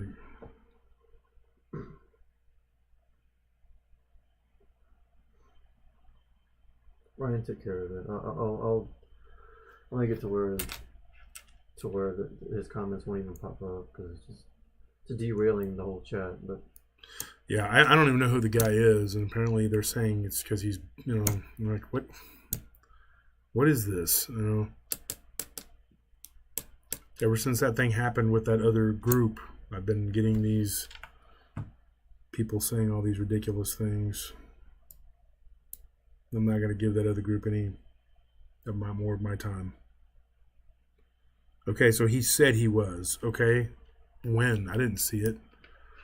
And you're sitting here basically asking me if I'm going to kick someone out for that? No, absolutely not. Half of the people that work for me are actually black. I mean, I don't understand what you're talking about. And I'm not going to say African American because they're not all African American. One of them's Haitian. So,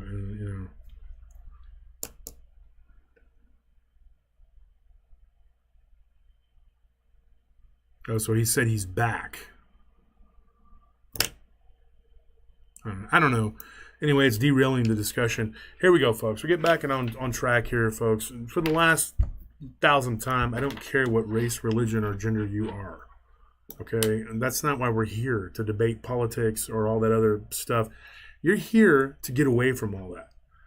I'm pretty sure you come to here to talk and hear stories and talk and then ask questions, and we get into, stuff. And not to, so you don't have to deal with politics and race, religion, and gender roles and all this other junk. Let's just talk about what we're talking about.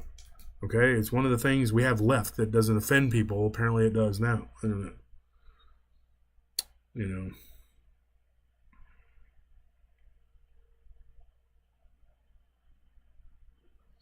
So here's the thing.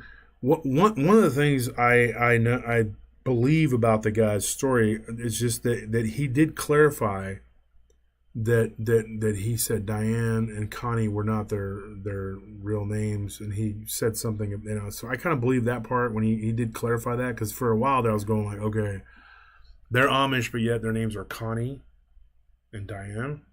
Those are not Amish names.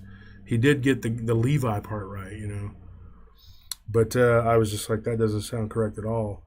But like I was saying, though, you have these stories that you got at the LBL. The one story, anyway, the basis of it I was trying to finish was they went hiking and they basically saw what looked like a Dogman type creature that was laying out in the sun under a tree, but it was like a dead tree, and it was like laying like right next to it or whatever under it. And it was out in the sun, and it looked like it was rolling over and like letting the sun hit its body.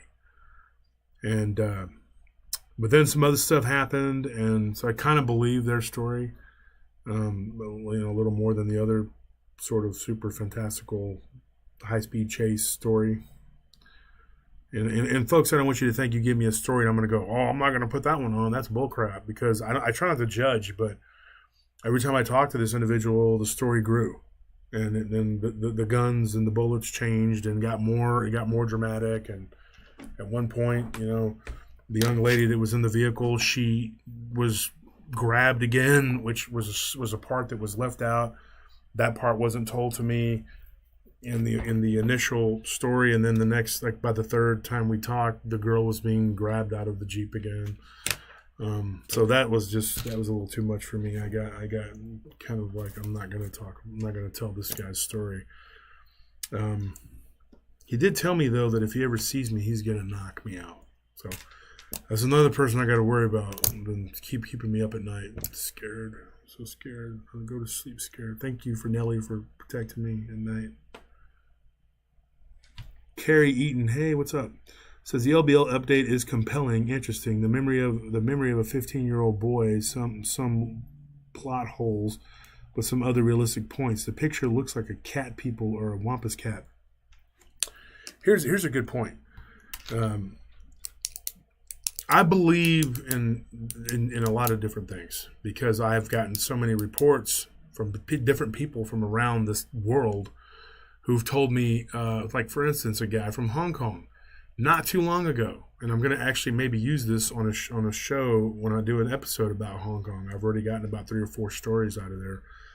This guy claims to have seen a spirit-type creature in his apartment, and then later on he was stalked by what he believes was a shape-shifting humanoid cat person. That one is and it's a weird story. But I mean, what story of dealing with cryptids or ghosts is it? I mean, John Villafranco, thank you for your donation. I'm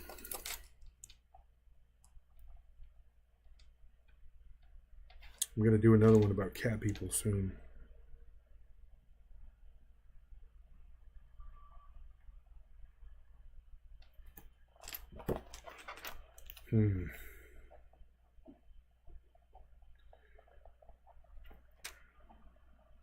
Everybody's got their opinion about this. And feel free to message me, and I'll try to answer as many as I can. I get 50 a day, but I mean, I will try to answer as many as I can. and to try to help get to the bottom of this. Maybe I can, if anybody knows these guys who are doing that other podcast, the guy said he would be up to do a Q&A. Their show is not real big, and they can't even go live yet because they only have like 5,000 subscribers or something. But maybe if someone, I don't know if I even have time for this right now because I'm doing so many different things in my life. I got to take a huge test next week for my company, and then I got to do my taxes are due, and everything's going on, and I got the show, and I got so much to do. So I don't know if I will have the time or the energy to be reaching out and get in touch with people to do all these different things I got to do. But if anybody wants to do the footwork, get in touch with those people and tell them, hey, Josh Turner would like to do a collaboration with you, and maybe we can get him on our show, and we can do a call-in with him and do a Q&A. So I honestly don't know how to get in touch with those people.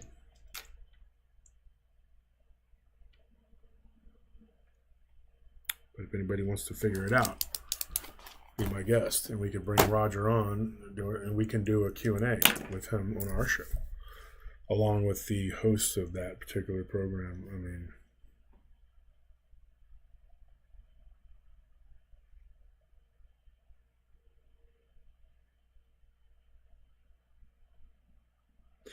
you saw a buddy put a cat in a microwave. I hope you beat the crap out of that dude. You should put him in the microwave or the oven. Any stories about voodoo dolls? Not really. But now that I talked about it right here, probably somebody will come up with something.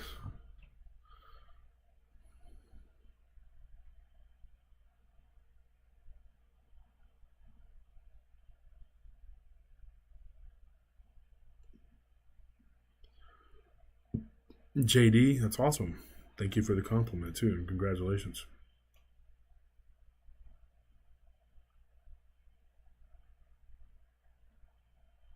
Kentucky is a very beautiful place. I've never really spent a lot of time there. I've driven through it a couple times. Anyways, what I was saying about the Amish, to bring that story full circle, there is a subsect of them that do practice magic. And it's very hush-hush, and when it's found out, of course, it is automatic. They ostracize them from the church. They're excommunicated. It is typically females that do it. I believe that there is a very repressiveness in that type of setting or culture, not bashing them.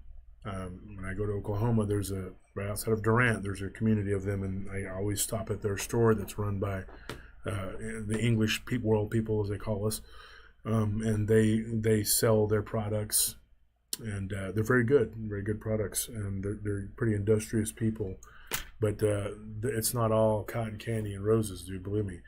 Like I said, I had some kids who work for us that came from Rumspringa, and they just stayed. And as we said earlier, Rumspringa is when they go out into the world and decide whether they're going to stay in the Amish world or go to the English world, which is what they refer to the non-Dutch speaking, non-Amish community. We are the English world, as they call it. These people that were apparently attacked by the Dogman in the LBL were Amish and of Amish descent. According to this gentleman, Roger. One of the things that I thought that was striking about it is that I have gotten stories of, the Amish, some pretty crazy, like spooky stories that this guy that used to work for us told us.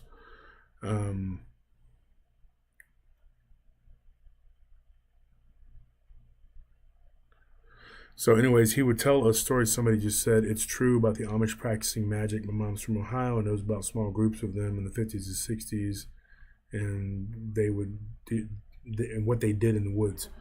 So these individuals told us, drank a few beers with them and hung out with them, and they told us some crazy stories.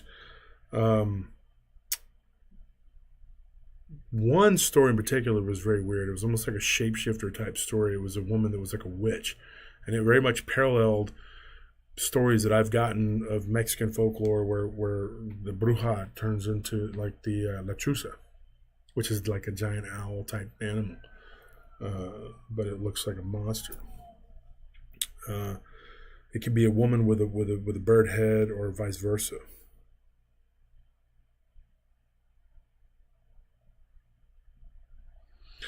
So, anyways, one of the things that I believe could have happened. Okay, this individual told the story of these Amish people. They had sold their land and their holdings or whatever within the Amish community, and they had made a good chunk of money off of it. And they took their money and they bought this RV, and they bought these cars or whatever, and then they took off, and they ended up in the land between the lakes, and they ended up being killed or whatever, slaughtered. One of the things that was interesting to me. When you leave the Amish community, it's typically like, okay, you just go away, you're done, whatever. But if you are somebody who was helping to support the Amish community, sometimes the fathers, the church fathers or elders, whatever, aren't necessarily okay with you leaving. So I'm kind of curious, like if this story is to be believed, if it is true, what if one of these things were sent, and it doesn't matter whether you believe they're flesh and blood or whether they are demonic entities, whatever, the same principles apply. You do some sort of spell and you conjure these things to go and do whatever it is that they do. Like I've said before, spiritual entities can become physical. They can manifest themselves as physical. It's very possible that could be what's going on here, and that they were sent to destroy those people. Maybe they left owing somebody something, maybe there was a reproach or an insult. It could have happened. I mean,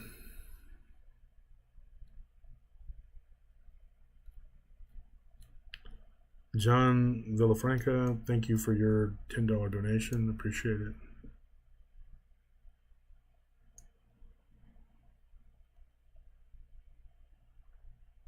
I don't know what to make of the whole story. I just know that there were parts that ring true. If it's not a true story, then the guy's a very good storyteller, and he's very good at. It was very convincing. Like if it was me and I was interviewing the guy, I might be like apt to believe him, or at least would do what they did and let him come on the show and tell his story, and then you, the listeners, can decide whether you believe the guy or don't believe the guy. Says here, Josh, did you catch the part when Roger explained that the guy he ran to for help was very calm, even when he called for help on the phone, like a reoccurrence? Yeah. I mean, that's a good point. I mean, it's a weird thing, dude. It says here, Susie Line, thank you for the $25 donation. That's very generous. Very, very much appreciated. It's helping to keep the show going.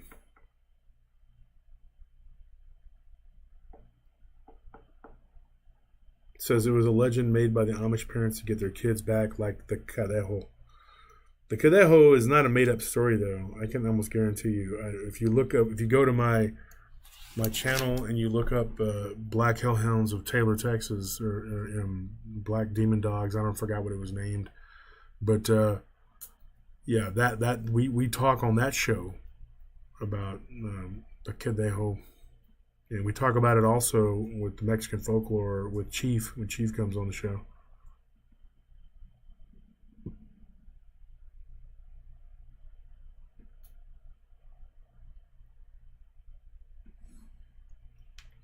Dick Richards says Stockian are elementals, earth, air, fire, and wind, water demons. They are what are often used in witchcraft to attack individuals. They can possess people and items and manifest physically. What if these people, they left let me just give you a what if. What if they left the Amish community? There were individuals in that Amish community who were not happy about their departure. Or maybe there was some sort of bad blood. Maybe that's why they left. Maybe they felt threatened. Maybe something was happening.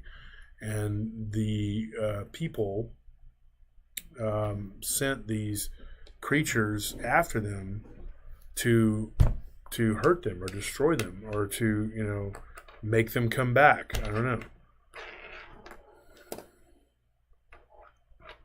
Who knows? We have no idea. But just trying to break down the story and take it apart bit by bit, because, like I said, when you get somewhere between 15 to 20 messages, and they were all from this one, story or show, or whatever. I mean, you're sitting there going like, "What is this?" I mean,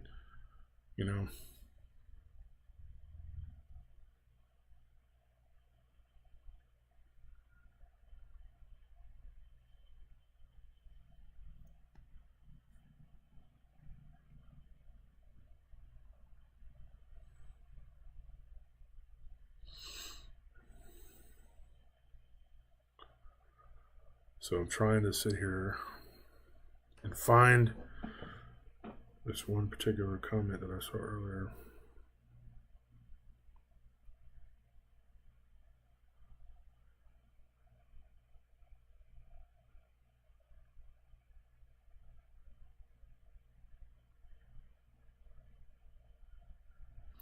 Corey Cole says, have you ever heard a story about someone praying during a Dogman encounter and seeing fire burning the inside of the Dogman's mouth when he tried to come close? No, I have not. That's weird.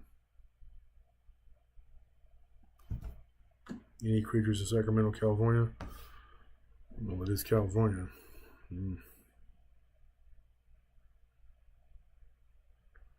Donnie C. We got Amish that live next door.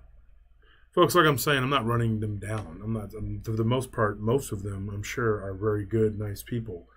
I'm just saying that there are things that go on within their community that are not on the up and up. Just like any other community, no one is special or perfect. They're just,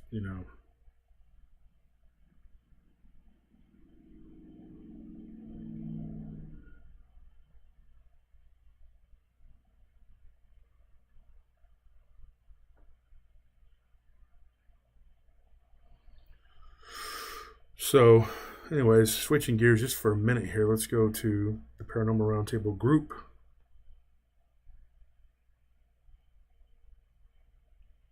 Paranormal Round Table group is run by us, the PRT team, and it is our group page from Facebook. So that's where we're doing the art contest. We're going to get an update on that real quick.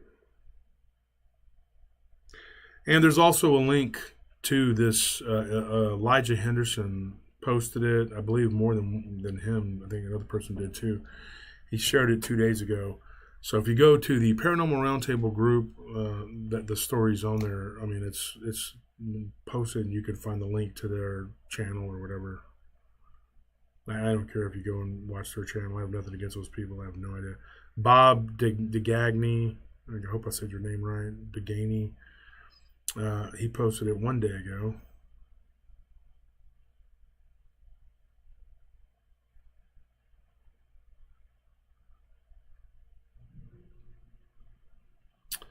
Yeah, unfortunately, Facebook's doing something weird, and I believe that the second picture, which is a pretty cool picture, is getting as many likes as there are likes on the main page.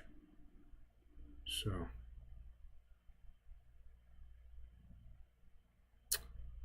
we may have to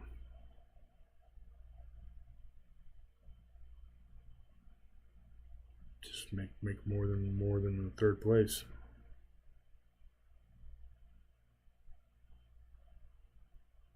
Although it is a pretty cool picture because they did both types of what are considered chupacabra.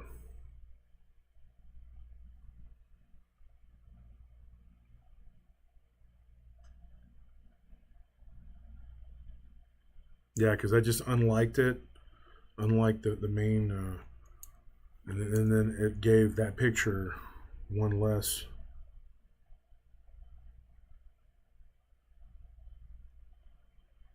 For some reason, that picture was also showing up by itself, and on the in the group too. So I don't know what's going on with that.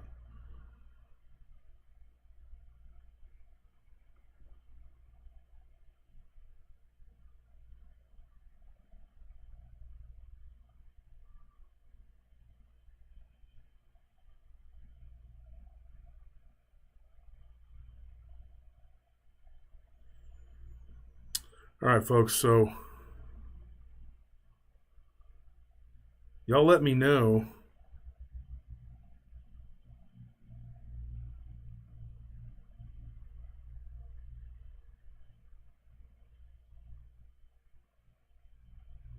I was just sent by Christy Treffinger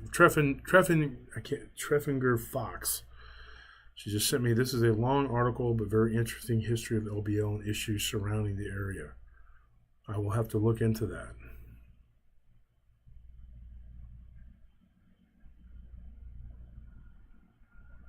Thank you, Christy, for sending me that.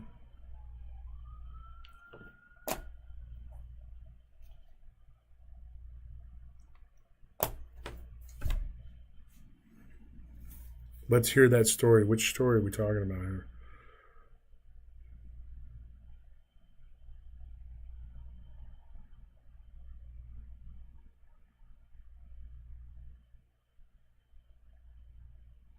Donnie C says we got something called the Deer Woman.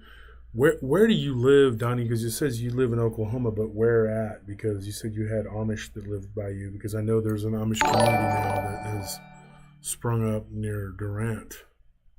Angel Leading Fighter, thank you for the $20 donation. I appreciate it. Says Josh, do you believe the accounts of King Solomon having a ring that subdued demons, or is it just folklore? I believe it. I believe it happened. We talk about it. We talked about it on one of our shows. And I'm trying to remember what episode that was that we actually discussed King Solomon. See if I could find it.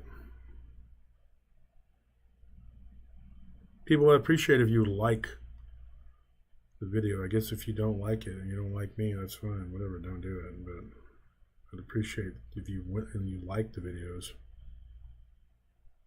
would help us.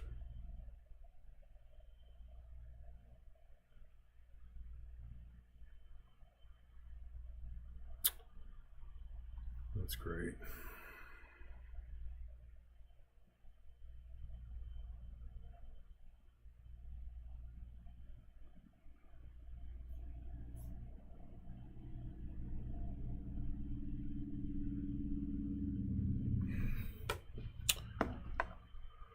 Oh.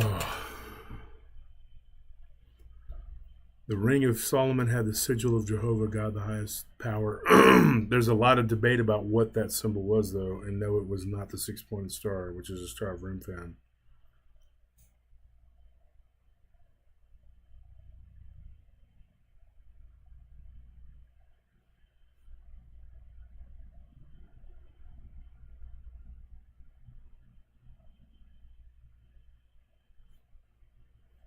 Okay, folks, I'm having a hard time. I can't switch over. I'm trying to get back to where I can read the comment that I was going to answer, and I'm having a hard. I can't even switch it. It's not even letting me.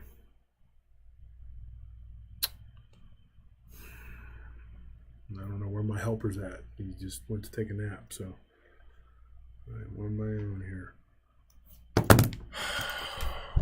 Okay.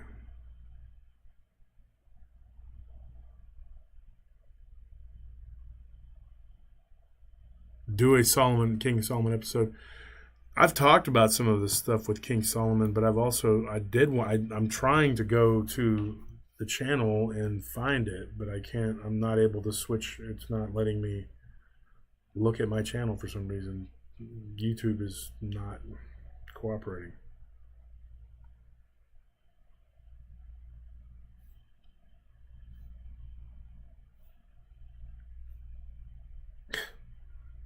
I can't get to my Paranormal Round Table channel. I don't know what's going on.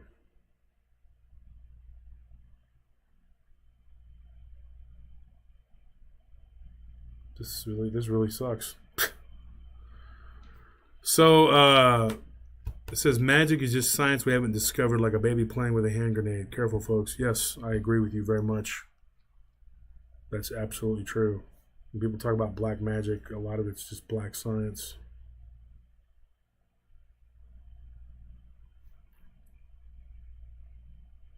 I am not able to do this.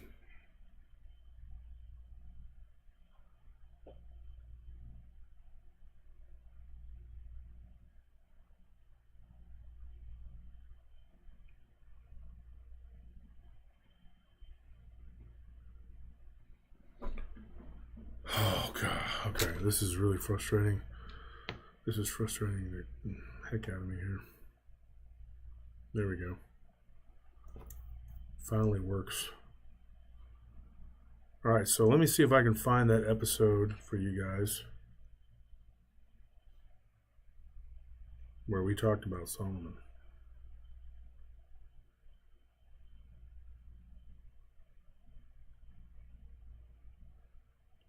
It's an older one.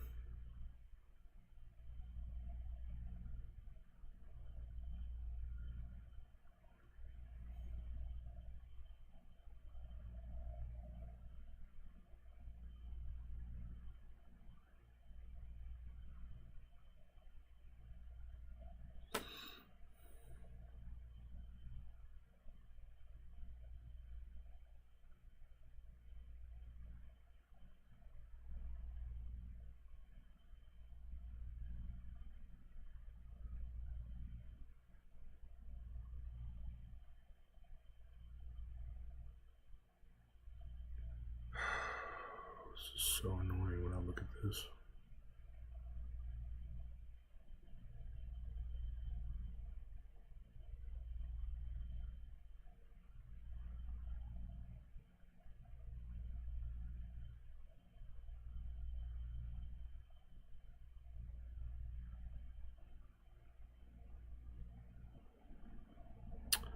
Anyways, you know what, folks? I don't even think I can find it. It's there somewhere.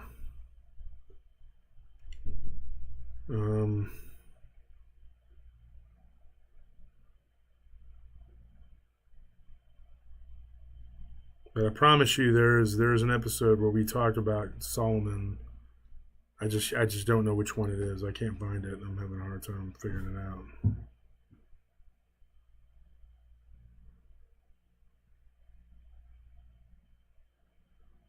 And Anthony has returned. Do you remember what episode it was where I talked about Solomon and the ring? What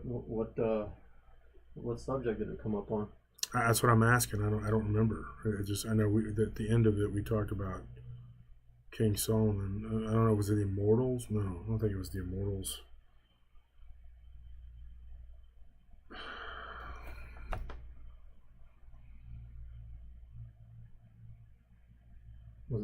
Was it like one of the earlier episodes? I thought it was, but I can't remember.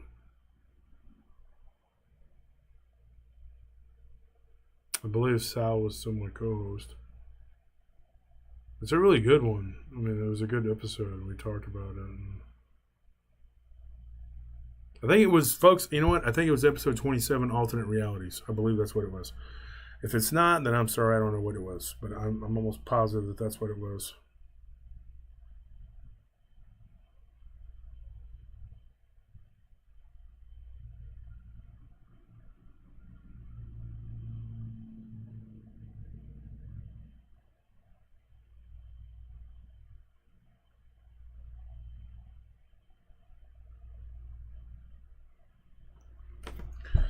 So the picture that I received, it was supposedly of what this creature looked like that attacked this family.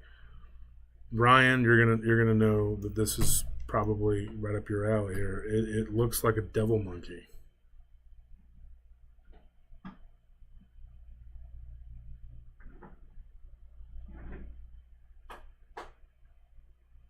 So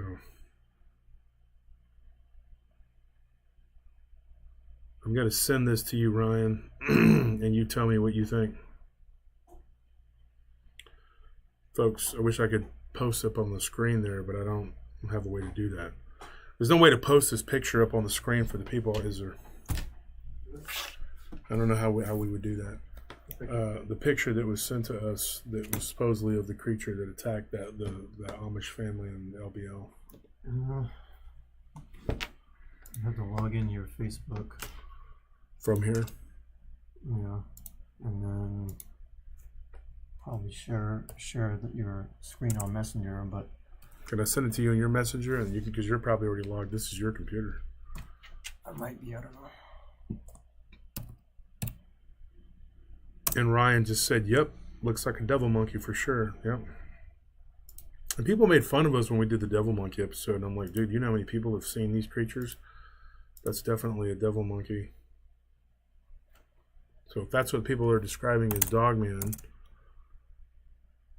I don't know. Maybe the guy was in line when he said they were chasing him and they were shooting at him and big pack of them. I don't know. What do you think, Ryan? Tell me.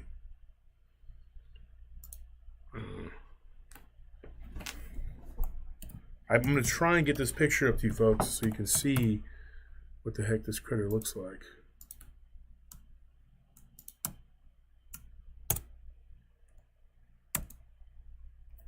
And then you guys can make your own decision. In the meantime, let me get this picture forwarded over to you, Anthony.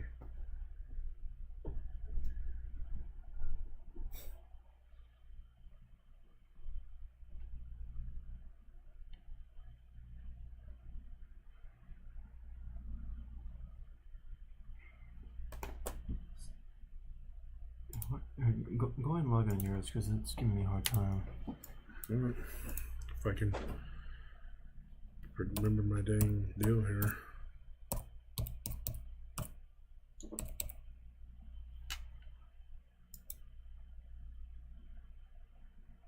Nope.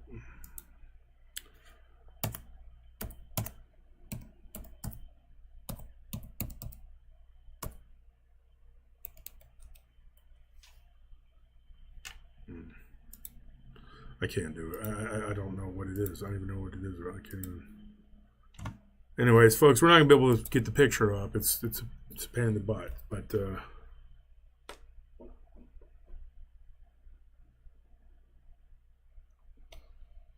whatever. I will post it in the Paranormal Round Table group, and y'all can go and let me know what my freaking password is. I can tell you that right now. I hope I don't ever have to change log out. I'll be locked out. So.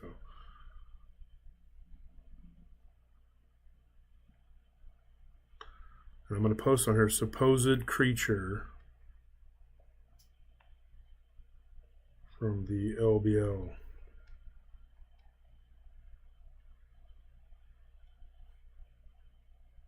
So I posted that.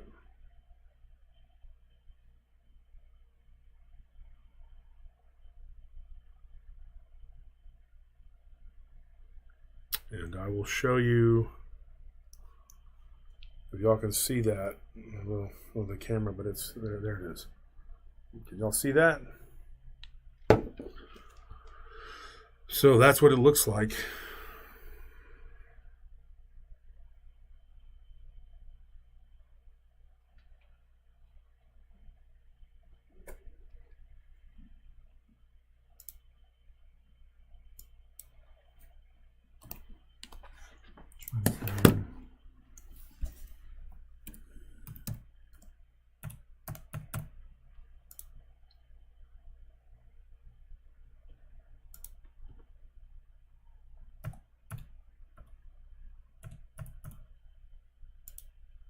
We're still trying to get it done, folks, so we can give that picture up there. Don't know that we'll be able to. It's taking too much time. I don't think we need to just move on. Yeah. I mean, it's...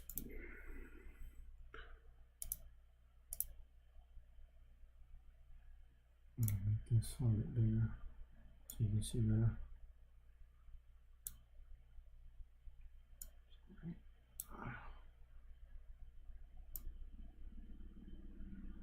There was no way to put the picture up there anyway, huh?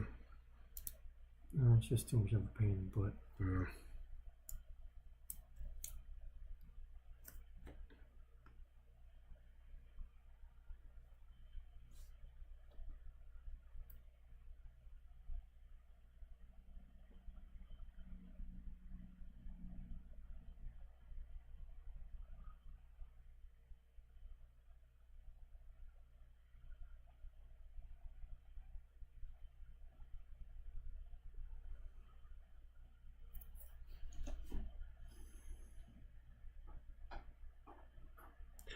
Says here, I've never heard of devil monkeys until Josh's show. Ryan, we need to do another episode on the devil monkeys. We need to do one for Whisper to a Scream. What do you think, Ryan?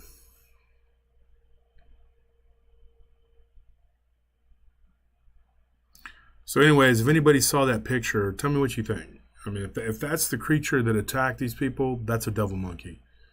And they're their own distinct species of creatures. And that could be what it was. And one of the stories, if I remember correctly, on the Devil Monkeys episode, unless it was on a paranormal potluck, one of the stories we told was of these devil monkeys was in a cave. They were in a cave like in Tennessee or in Kentucky. So that's weird. And then you got the whole Hopkinsville thing where these gremlins attacked somebody's house and they were trying to get into their house. Then you got people talking about Goatman, and then of course you have the whole UFO thing. People claiming that there were UFO. There's been UFO sightings there, and people that have supposedly seen UFOs there. And absolutely, it says here, Cooper Young, the devil monkeys are cool, fascinating when they came out of the caves, inner Earth.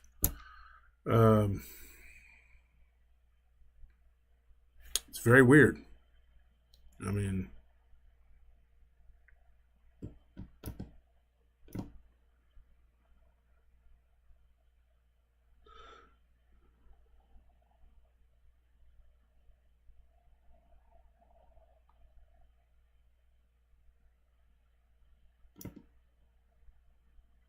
says Josh, quit being so hard on yourself. I didn't know I was being hard on myself. What did I do? Should I be nicer to myself? Should I treat myself? Probably.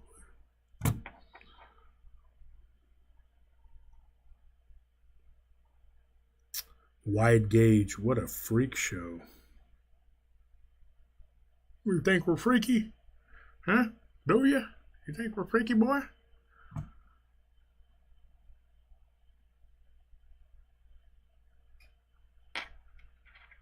What is the freak show? What is that comment all about? What's your problem? People discussing things make you uncomfortable. There's a lot of people that are scared of ghosts too. Like they're just terrified of the spirit world. They're like, they can handle cryptids, but they're just like terrified of anything spiritual. And then there's people that are totally into the ghosts and the spiritual thing, and they just don't want anything to do with cryptids. And then the same thing for people with UFOs. And then there's the Bigfoot people who are a giant pain in the A, a lot of them, because all they want to do is everything is a Bigfoot, and it's an actual flesh and blood ape, and you can't convince them that it's not. And maybe they are, and some of them, but it seems that there might be more than one thing going on, but they're not going to agree to that ever. And every one of these so-called researchers is an absolute expert on it too.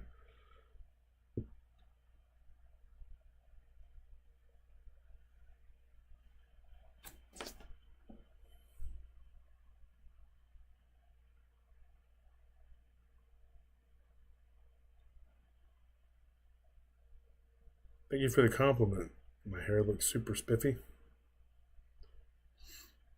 Yeah, my hair, a shout out to my hairstylist, Amy, from the Gents Place here in Austin. She's my new hairstylist. And her partner actually works for me right now. Good people.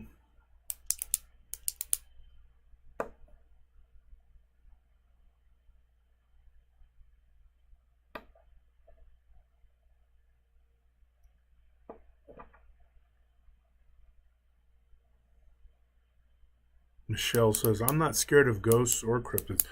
Good. I'm not scared of cryptids or ghosts. That's good. I mean, if you have the Lord, you don't need to be scared.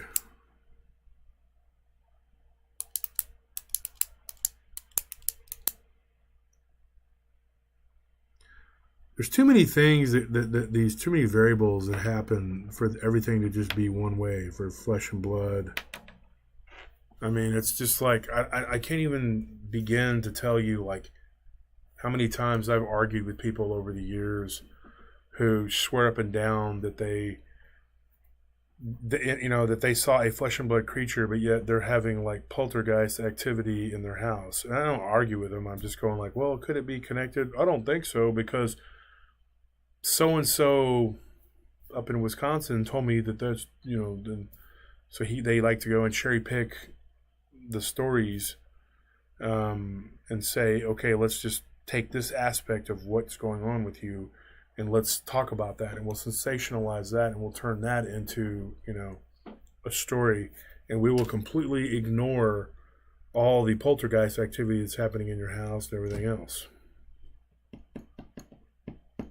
Whereas I believe that there's a connection to all of it. What are the odds that somebody's going to see UFOs on their property? Okay, and I'm talking like Skinwalker Ranch. Okay, you have lots and lots of people who have been to that place and who experience different things: poltergeist activity, Dogman, reptilians, UFOs, all kinds of apparitions, and they're all in the same area. Bigfoot. And then people that are going like, oh, it's not all connected. They're all different, but they all just happen to just show up in one place, and that's happened on multiple sites. I mean, I've done investigations with places where there was poltergeist activity. I've seen shadow people, and then a dogman shows up. Okay, if a house is haunted, and then a dogman starts coming to the window to talk to your children, do you really believe that's a coincidence? Like, you think that's a coincidence? Like, you really just think, oh, it just happens that this house is haunted, and it has all kinds of weird stuff happening, and then Dogman shows up, and it's just a coincidence. I was working at a place called Trison, and it's out in Round Rock, and when it was being built, now it's off 620, and there's stuff all around it. It's the neighborhood. They built neighborhoods all the way around it. There's still a lot of woods there, but it's like all built up now. But when I was working there back in 2008, I believe, the summer of 2008, there was hardly anything out there. It was like the edge of nowhere, and it was just a bunch of woods. And then you go way, way further down, then there was a few houses, and that was it. But I remember getting the same feeling I had when I saw the Dogman I saw when I was 15 years old. I had the overwhelming feeling of that. Outside that building, and I heard footfall from the woods, like something large was out there, like something was stalking me, and I heard guttural growling noises. Never saw it. Never saw anything that I could definitively say, hey, this is flesh and blood Dogman, or even the manifestation of a demonic Dogman. I didn't see it, but I could hear it. And at one night in particular, and it happened once or twice, and then it just kind of went away. But I remember being in that building and sitting at the front desk, and there were these double doors. There were glass doors, and I got up and I locked those glass doors. And I remember thinking, it's not something physical. It's something evil, demonic, whatever. But it gave me the same feeling as what I saw when I was 15. And I always thought that it was a demonic entity, but it was, for whatever reason, I felt like, and I still to this day, I believe that it was a wolf-like entity. And I don't know why, a canid, an upright canid type entity, and I believe that it was there on that property, either on the outside and sometimes maybe even inside. Like at one point I went and I locked myself in one of the offices and just, I couldn't do anything. And I got stuck there all weekend, because nobody came to relieve me, so I ended up having to sleep over there. So I ended up, and the guy that ran the place was pretty cool about it. He was like, he could have been like, hey, you guys, left this guy here, all weekend, and he could have fired us, but he was pretty cool. And I told him, look, I just took a little cat nap, whatever. But I had gone into one of the offices and closed myself in there, and I really thought that there was something out there on the other side of the wall. I talked to my wife about it, and I drove her out there, and I showed her the place, and It's a retirement like home place now. Once they built it, but I really felt like there was something there, and it gave me the same exact feeling as when I saw the Dogman when I was 15. So to me, that's not a coincidence either. I mean, like, you can't sit here and convince me that that is a coincidence, that is, it just so happened that I was having these weird feelings, or that I was feeling something spiritual and a Dogman just happened to show up, but I didn't actually see it. You're not going to convince me of that. I mean, that's not the case. I believe that whatever that was pretty much the same kind of thing that I saw when I was 15. I just didn't see it.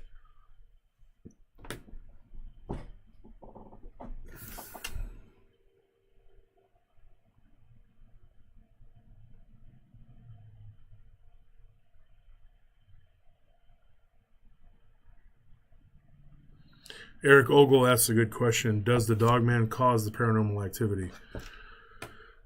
I don't know. It's like the chicken or the egg thing, dude. I mean, does it cause the paranormal activity? Or is the paranormal activity, is it just part of the paranormal activity? Is the paranormal activity like a part of it? You know, like, I don't know.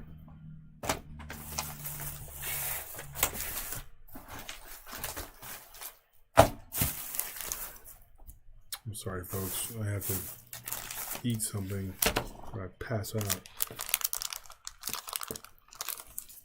I didn't bring those little protein cookies in. Are they out in the truck? Yeah, if you would. I'm going to eat this weird waffle looking thing here. Looks like some sort of cookie, but...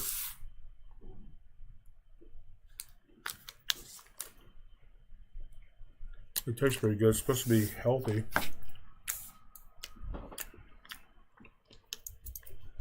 Usually if something tastes too good, though, it's probably not.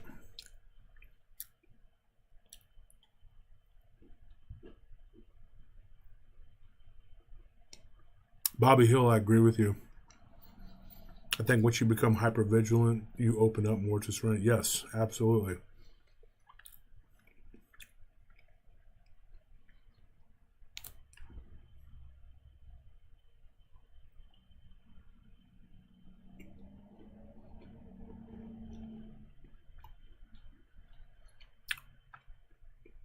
Oh my gosh, Steph O'Connell, what are you talking about? Anthony has terrible skin. Him and Diablo both, they have to put stuff on their skin. I'm not gonna, don't get mad, D, when you're listening.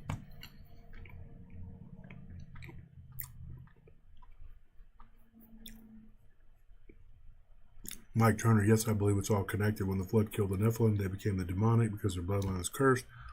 They can't go to heaven. Demons are the souls of the Nephilim. Yes.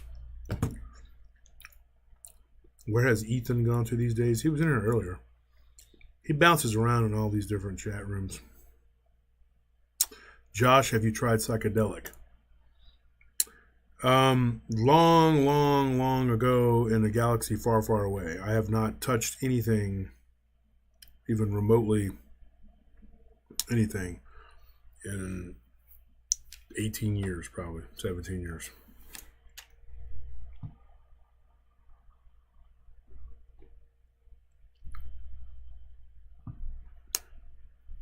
And I really didn't see much, so except for this one time, and that was on the button. Thank you.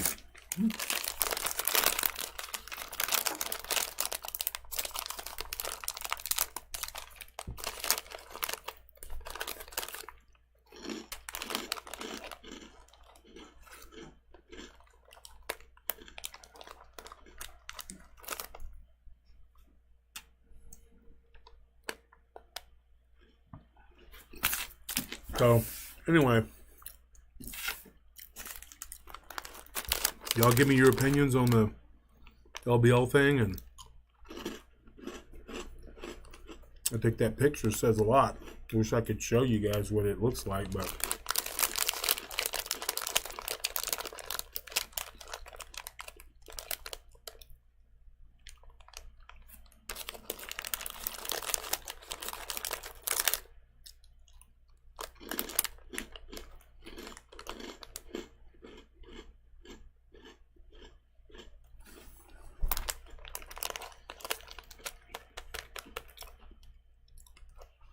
Good question. Do you have any stories of people with superhuman abilities? Yes, I do.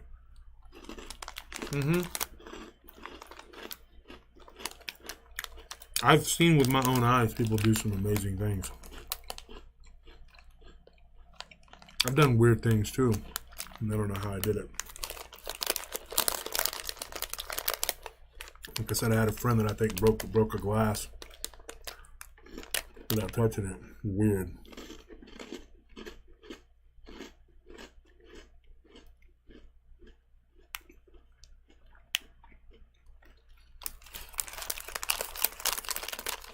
I had a weird incident where I moved a quarter one time.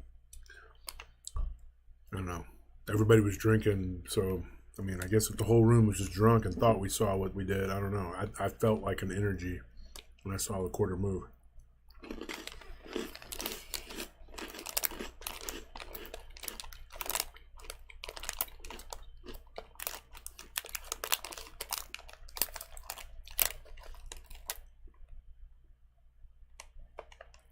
Dick Richards, what are you talking about, the cold steel tiger fork? What is that?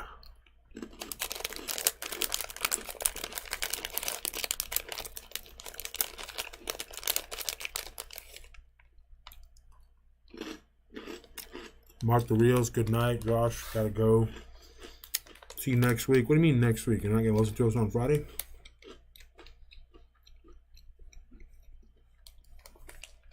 Yeah, this person just said something here.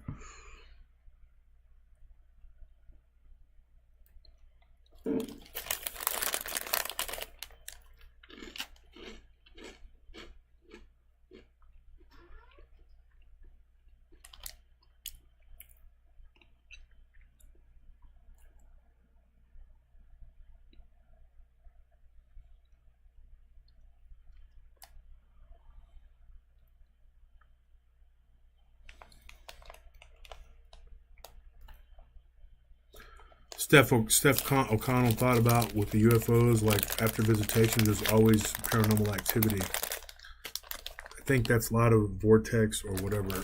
Yeah. I think you're correct. I think there's something weird going on with that.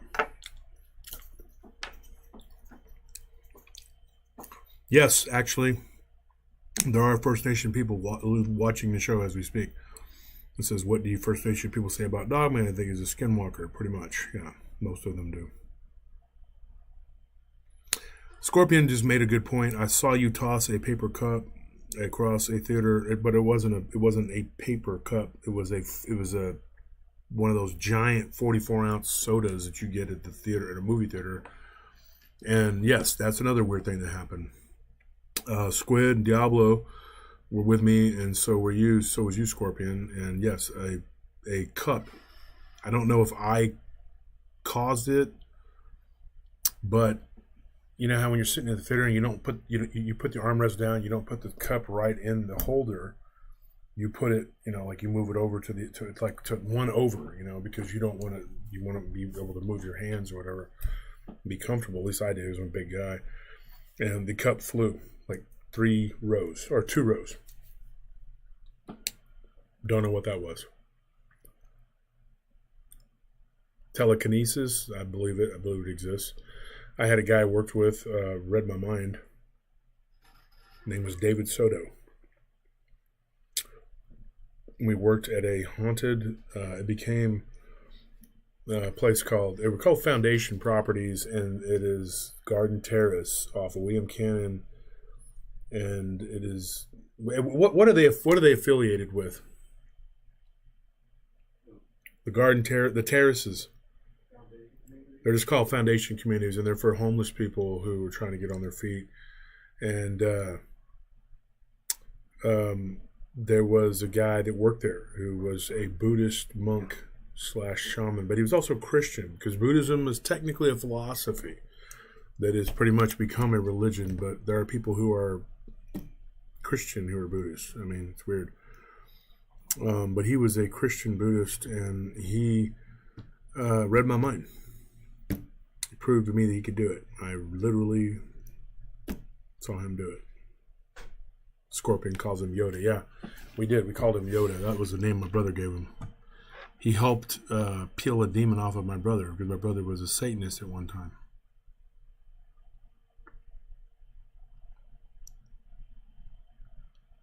Says we have all heard of Devil's Triangle natural phenomena. Yes.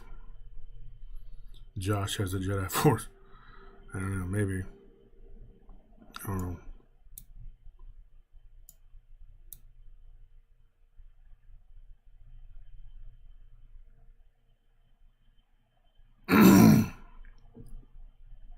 Dude from Texas, I know what you're coming from. Wish the cryptid community could all get along. It's unfortunate, it really is. We're all in this together. No, we're not. And that's no knock on you, David. You're a good guy. I have no problem with you guys. Dude from Texas is a pretty stand-up dude. I had a long conversation with him, and I think he's got good intentions. I think people like you and Dick Richards and so on and so forth are good people, and you have the best of intentions. But there are some people, I'm not going to mention names today. I'm not going to get into that too heavily. But they don't have the best intentions. We're not all in this together. They're in it to make money. And whether that means they'd have to deceive people or they have to muddy the water with whatever nonsense they want to come up with that week, then that's what they do. And it's unfortunate. I do not want to be a part of that. I will not make peace with those people. People are telling me, oh, you should make peace with them. Why would I? If I were to make peace with people who do the underhanded things that they do and tell the lies that they tell and spread the rumors that they spread and do all these bad things that they do, then I am basically in support of evil and negativity. And I'm not. I'm completely 100% against it. And I will not go and participate in it or be on people's programs and shows that promote that or that are participating in that. I just won't do it. So, we're not all in this together. Unfortunately, David, you guys like you and me, yeah, we're in this together, but people like those people, they're not. And unfortunately, they have a following that are misled, they're misguided, and they don't have people's best intentions. So, we can't all be on the same page. Diablo, okay, I thought that was you. It says, that is true. David was an energy healer and literally felt a dark, heavy, and oppressive energy being removed from me. You mean he felt it or you felt it? Because you literally came up off the ground. When my brother had that entity removed from him, okay, I was with 3 other people. Myself, Willie, who's now deceased, rest in peace, and then Squid. So Squid, Scorpion, and Willie, and me. There were 4 of us there. And we watched as this man prayed over him and moved his hands behind his back. And we saw these feet come up off the ground like maybe an inch and a half. It was like David Blaine. Living in the house we lived in, it was not surprising to me that something like that happened. But in I don't know, it was weird.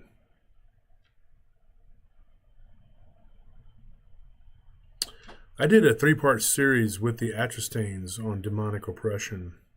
Maybe that's what you're referring to. And Diablo says, I felt it. And right below him, the Scorpion, he says, I was there too. I don't know why you don't just make an account that says Scorpion, Gary. I don't know why you go by your real name on here. You can say, you can call yourself whatever you want on YouTube. And he's like, Gary Lopez. Very creative.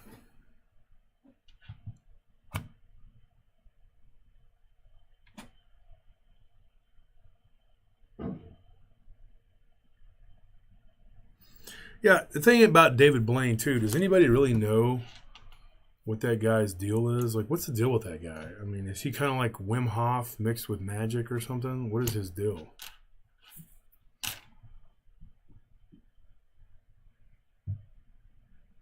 Yeah, Dick, Christian Buddhist. Yeah, it's a very real thing. There are people who follow the Buddhist philosophy, but they believe in Christ and they believe he's the Son of God, which this guy David did.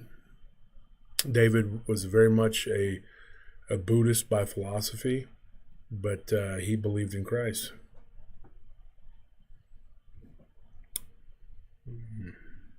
He wanted to change Diablo's nickname to Jesus, which is Jesus. And I'm like, We just started calling him D instead of calling him Diablo because, names have power and you're calling somebody the devil, and so that was the name he got from the old days, just kind of stuck, but rarely do we ever really call him Diablo anymore. We just call him D. Bobby Hill, thank you, because Josh, we care about your mug. Speaking of mugs, that's gonna be one of the prizes we're gonna give away on the giveaway for the art contest, which we're gonna take a look at real quick here. What time is it? So 10:13. And we started a little late, folks, but we're gonna go to at least 10:30. So let's see what the it's unfortunate that Facebook is doing what it's doing.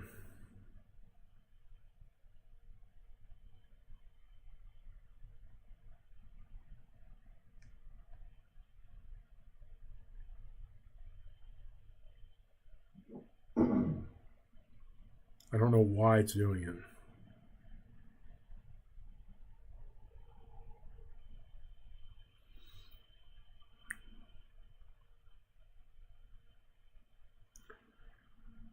Good gosh, dude. That's crazy.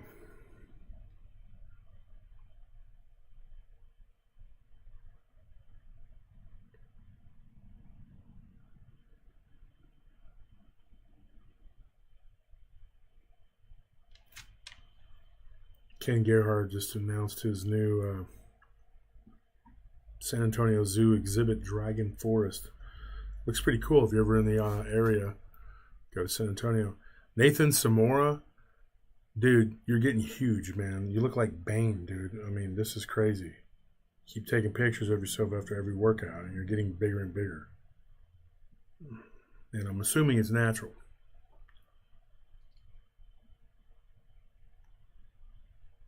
It's crazy. You look like a freaking beast. Keep hitting it. Keep working it.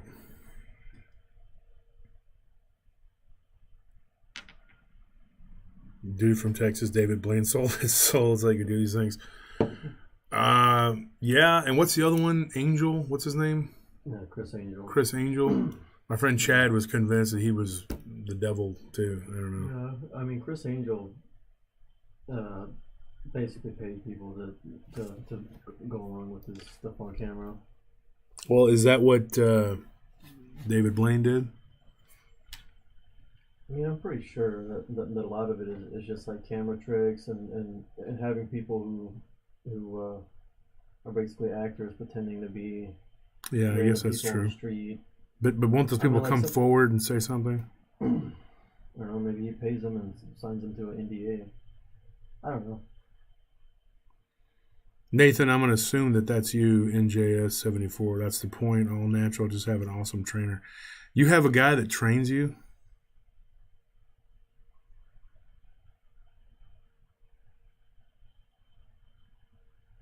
If anybody remembers Nathan Samore, he was on the show talking about Ouija boards, his Ouija board experience.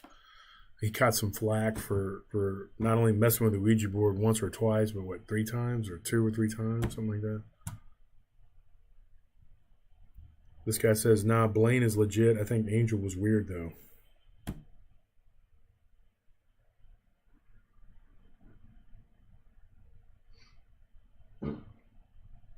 I mean, the stunts that David Blaine does are legit. Like whenever he sat in that block of ice for 3 days or whatever it was, or he stood on that pillar for however many days, and then and when he puts things through his arm, through his body, it's a real thing that you can do without hurting yourself. But I mean, who's gonna practice it enough to find out? You know, I mean, like there were people long before David Blaine who like put swords through their arms and through their midsections. Are you bringing back the Nathanites?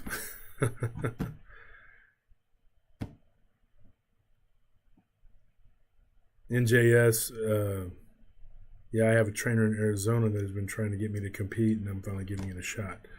So, Nathan, is that you? NJS, is that you?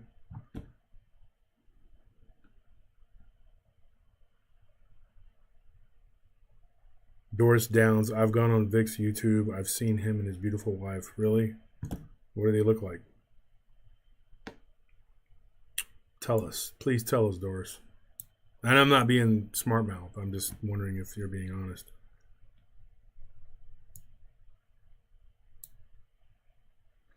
Monkey Man says, I think some people use real magic to trick people to make it look like an act, but you never know if it's actually real magic because they want you to know it's actually magic. They do not want you to know that it's actually magic. That's kind of funny. I don't know.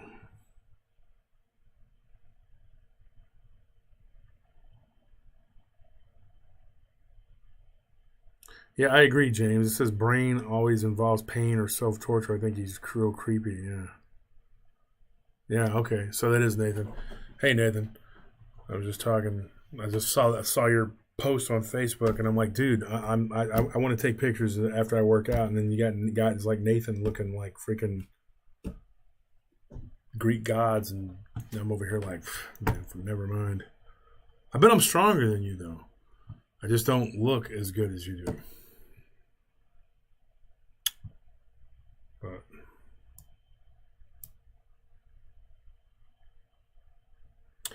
my strength, it's crazy. Being 45, I was in the gym the other day, and I told my wife, I said, I need to do some heavy lifting in between the reps I do. I do 3 sets of 20 on most of the stuff I do in the gym, and so I decided to mix it up, and I was going to do like 3 sets of 10 with really heavy weight. And so I could just do it. Wouldn't take as long. I would have to do as many reps, and I was going to do that. And I ended up doing like really, really heavy weight, 3 sets of 20 anyway. And then I realized, like, holy crap, dude, I'm really stronger than I've ever been. I'm 45, and I felt like I had lost some strength when I had lost a bunch of weight at one point. I lost some muscle with it, but now I'm back up to as strong as I've ever been. In fact, I'm stronger than I've ever been. I can't believe it. You're not going to believe this, folks. Okay, I was doing 225. 3 sets of 20 with the incline. That's a lot of weight. And I did 3 sets of 20. And I thought, there's no way that I should be able to do this much. And I did that, and I did with the straight bench. I mean, it was like, it's crazy. I'm just surprised. I know Scorpion and D, if you're still around on there, you guys saw me throw up 225 39 times. And you've also seen me bench 585 twice, and I've done 660 once. Almost got it twice. It was a half. Yeah, I do have, Nathan, I do have some pretty crazy workouts, dude. Like, I do anywhere from 3 to 5 different exercises on all my upper body. I do back, bis, chest, shoulders, and tris all in one day, typically. And I'll work out 2 to 3 times a week on I did legs today. I did my squats. I did a lot. I got in there, I got after it. On squats today, I think I was hitting, trying to think of how much I did. It was 405. Actually, no, it was more than that. It was 450. I did 450, and I did 12 sets of 20. That's hard to fathom, folks. I know you think I'm kidding, but that's not. Am I lying, Anthony? No. No, you work out. You see me work out, and then I hit the sled, and I do 6 sets of 20. With 445 or 450 on the sled, and so. Which is that's actually harder than the squat, because once you've done the squats, you're burned. And then I do leg extensions and then hamstrings. But when you do up your body, sometimes I'll do back and bis on a separate day from chest, shoulders, and tris. But I hate not doing my biceps on the same day I do my triceps. And so, when you do 4 to 5 exercises on all the different body parts, do the math. Okay? You're doing, on a day where I do 5 of everything, okay, I'm doing like 22 different exercises. And I'm doing 3 to 4 sets of 20. So it's, that's a lot. I mean, it's a lot, so. Lunatic Fringe, good night.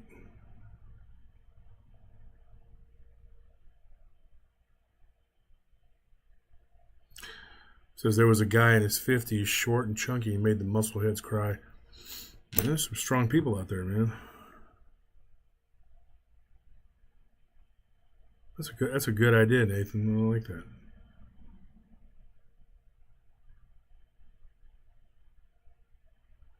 Christian Aradano, he did 560 squats, or he did 560 on squats. Because I mean, what does that mean? I don't even know what you're talking about. I mean, that's 405 is not my max. I mean, I can do 560. It just depends on how many times you can do it. Because I mean, like I could do 405. I mean, I could do 450 on squats, and I'm doing it literally 6 sets of 20. So think about that. I mean, doing 560 once or twice ain't nothing. That's nothing, dude.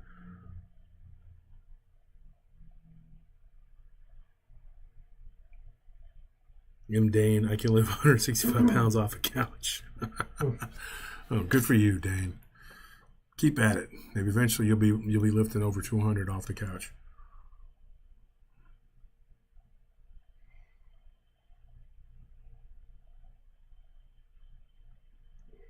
I think you saw the same thing I did. Yeah. Well, hey, it's still strength. I mean, good morning from Germany, PRT family. Phil, okay, is this Phil Stern? Because you're just now getting here. You've already missed the talk about the LBL. Folks, let me ask you a question. What did everybody think of the Goatman episode last Friday? Because that is the kind of work that me and Ryan are putting into these. And unfortunately, when we did it Whisper to a Scream, the editing wasn't good. The sound wasn't good. I don't know that the editor really messed up as so much as just the sound was recorded not good. Could have been something that Ryan did with himself. I don't know. But, I want to know what everybody's thoughts are on the episode. Is that the way you want it to be? Did we do a good job, like as far as like the research coming along? Did Ryan did he put it together with the research, or did I bring it home with the stories? Did we do it correctly? Is that the way that you wanted to hear it? Because I want to know if we're doing a good job. Because I want to bring everybody to come back for the part 2. The second part of the Goatman, I get into a lot of encounters, so I hope you guys come back and check out part 2.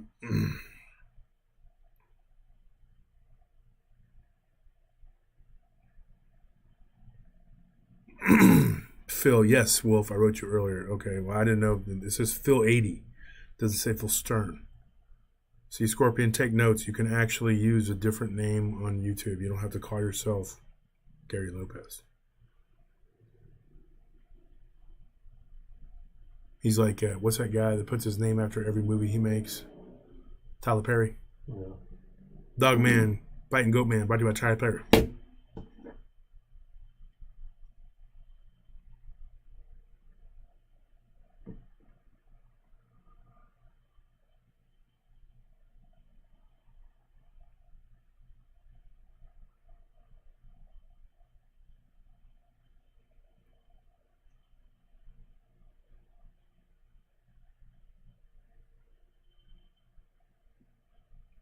The research was excellent. You both compliment each other. Enjoyed it a lot. You can put a note in my calendar to remind me. Thank you. That's awesome. At one point in the chat room today, we almost hit 300 people. We got to 298, and we didn't quite break 300 at one time. But that's cool that we can get that many people up here in the chat room,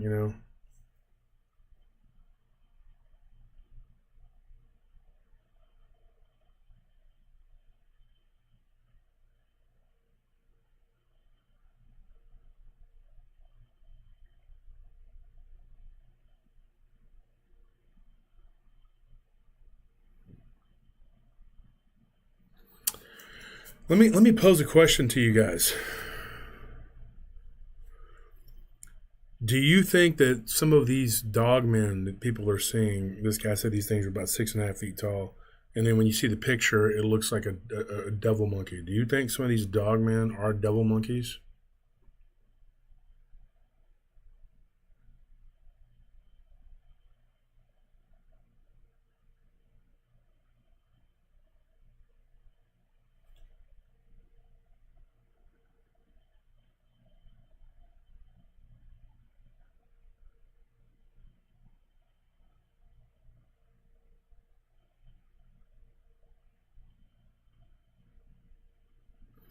Yeah, we have 2 moderators right now.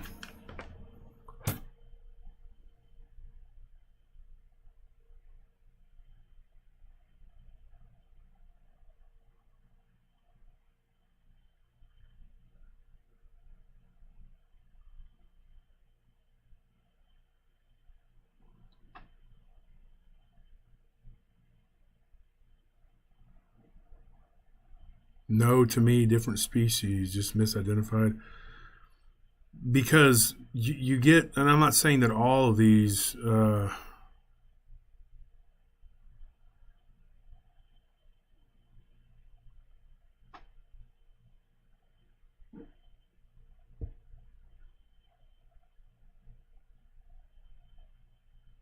lot of different opinions there, dude. Man. No, I think it was a Gugwe. But the Gugwe would be a lot bigger. And they wouldn't have the same kind of, I don't know. It's weird. I don't know. I just remember getting a story out of Tennessee or Kentucky. I don't know exactly which, and I told it on the Devil Monkeys episode. Go back and listen to that episode, folks, because I believe that happened in Kentucky or Tennessee, and it was near caves. I have to go back and look at my notes, but it was Devil Monkey for sure. That picture, my wife sent me that picture that they had sent, that they had said that was what was on there. On the guy that he put the picture up, whatever. That's what they looked like. So, I mean, I don't know. I mean, what are we dealing with here?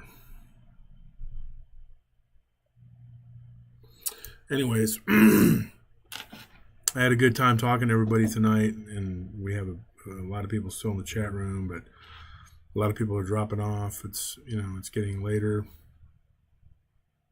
and I appreciate everybody showing up.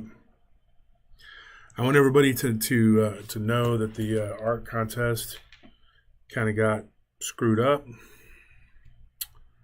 because for some reason one particular picture got all the likes when anybody would like the picture overall.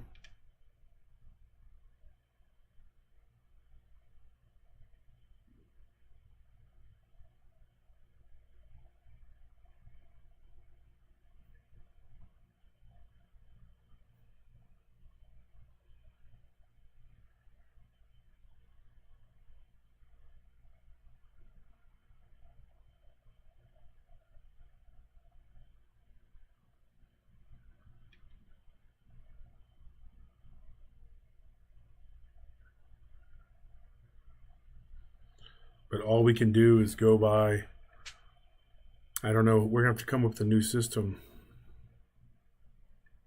if Facebook's going to mess it up like that.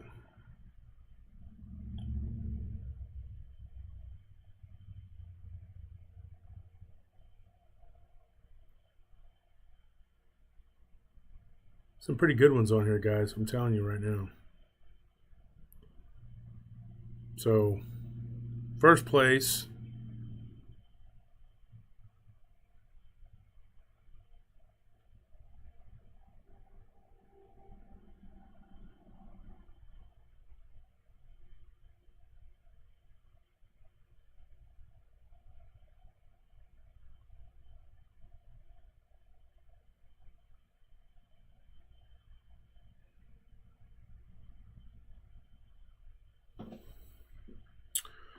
So all I can do is it's this one. This is first place right here, folks. You can see that. I don't know if you can see it. There it is. And if that's your picture, hit me up.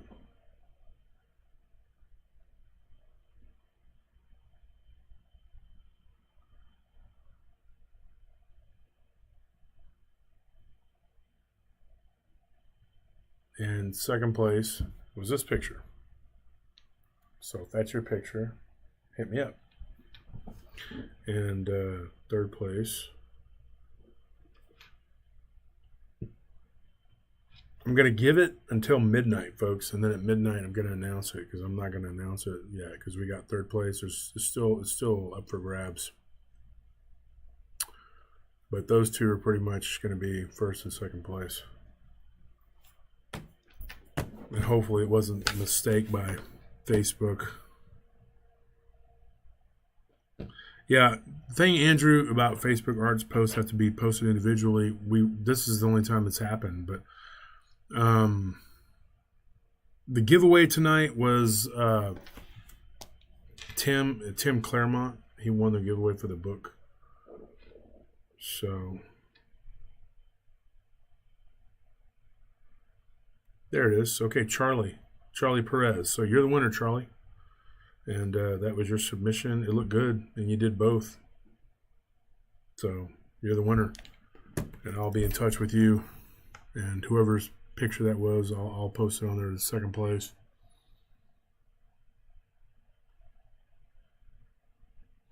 I'll tell you what I'm going to do, folks. Just because Facebook may have done that, I want to make sure that the contest was fair. Okay? So if you got 40 likes, if your picture got in the 40s, I'll give you something. How about that? So if you, whoever was in who would have gotten second place, I'll give you the same prize as the first place. Okay? I'll do that because I want to make sure that it's fair. So first place is going to get $100. Second place is going to get $100. And if you're in third place, I'll give you 50. All right, we can do that, right, Anthony? Yeah. Yeah. And if you come in fourth place, I'll even do a fourth place on this one, and then they'll give that one 25, just to make sure that nobody got, as they say in Spanish, chingling. So, anyways, everybody, I enjoyed the discussion. Trying to talk and read all the stuff here, and my computer was not completely cooperating, and my Facebook didn't want to operate right. My YouTube didn't want to operate. It was like a dang conspiracy, but we got it done. And I hope everybody enjoyed it. And please tune in Friday for the second part of the Goatman Origins that I did with Ryan Tremblay. Folks, start talking to Ryan and get him to move to Texas. Because once he moves here, then he can start working in the studio with us. The sky's the limit. We can do all kinds of projects together. And we'll probably start pumping out shows, like a lot more shows. And then he can access the equipment, everything we have. I'm trying to work on that. But, okay, guys, I love you all. Everybody, I know you don't like Facebook, but at least join for the groups.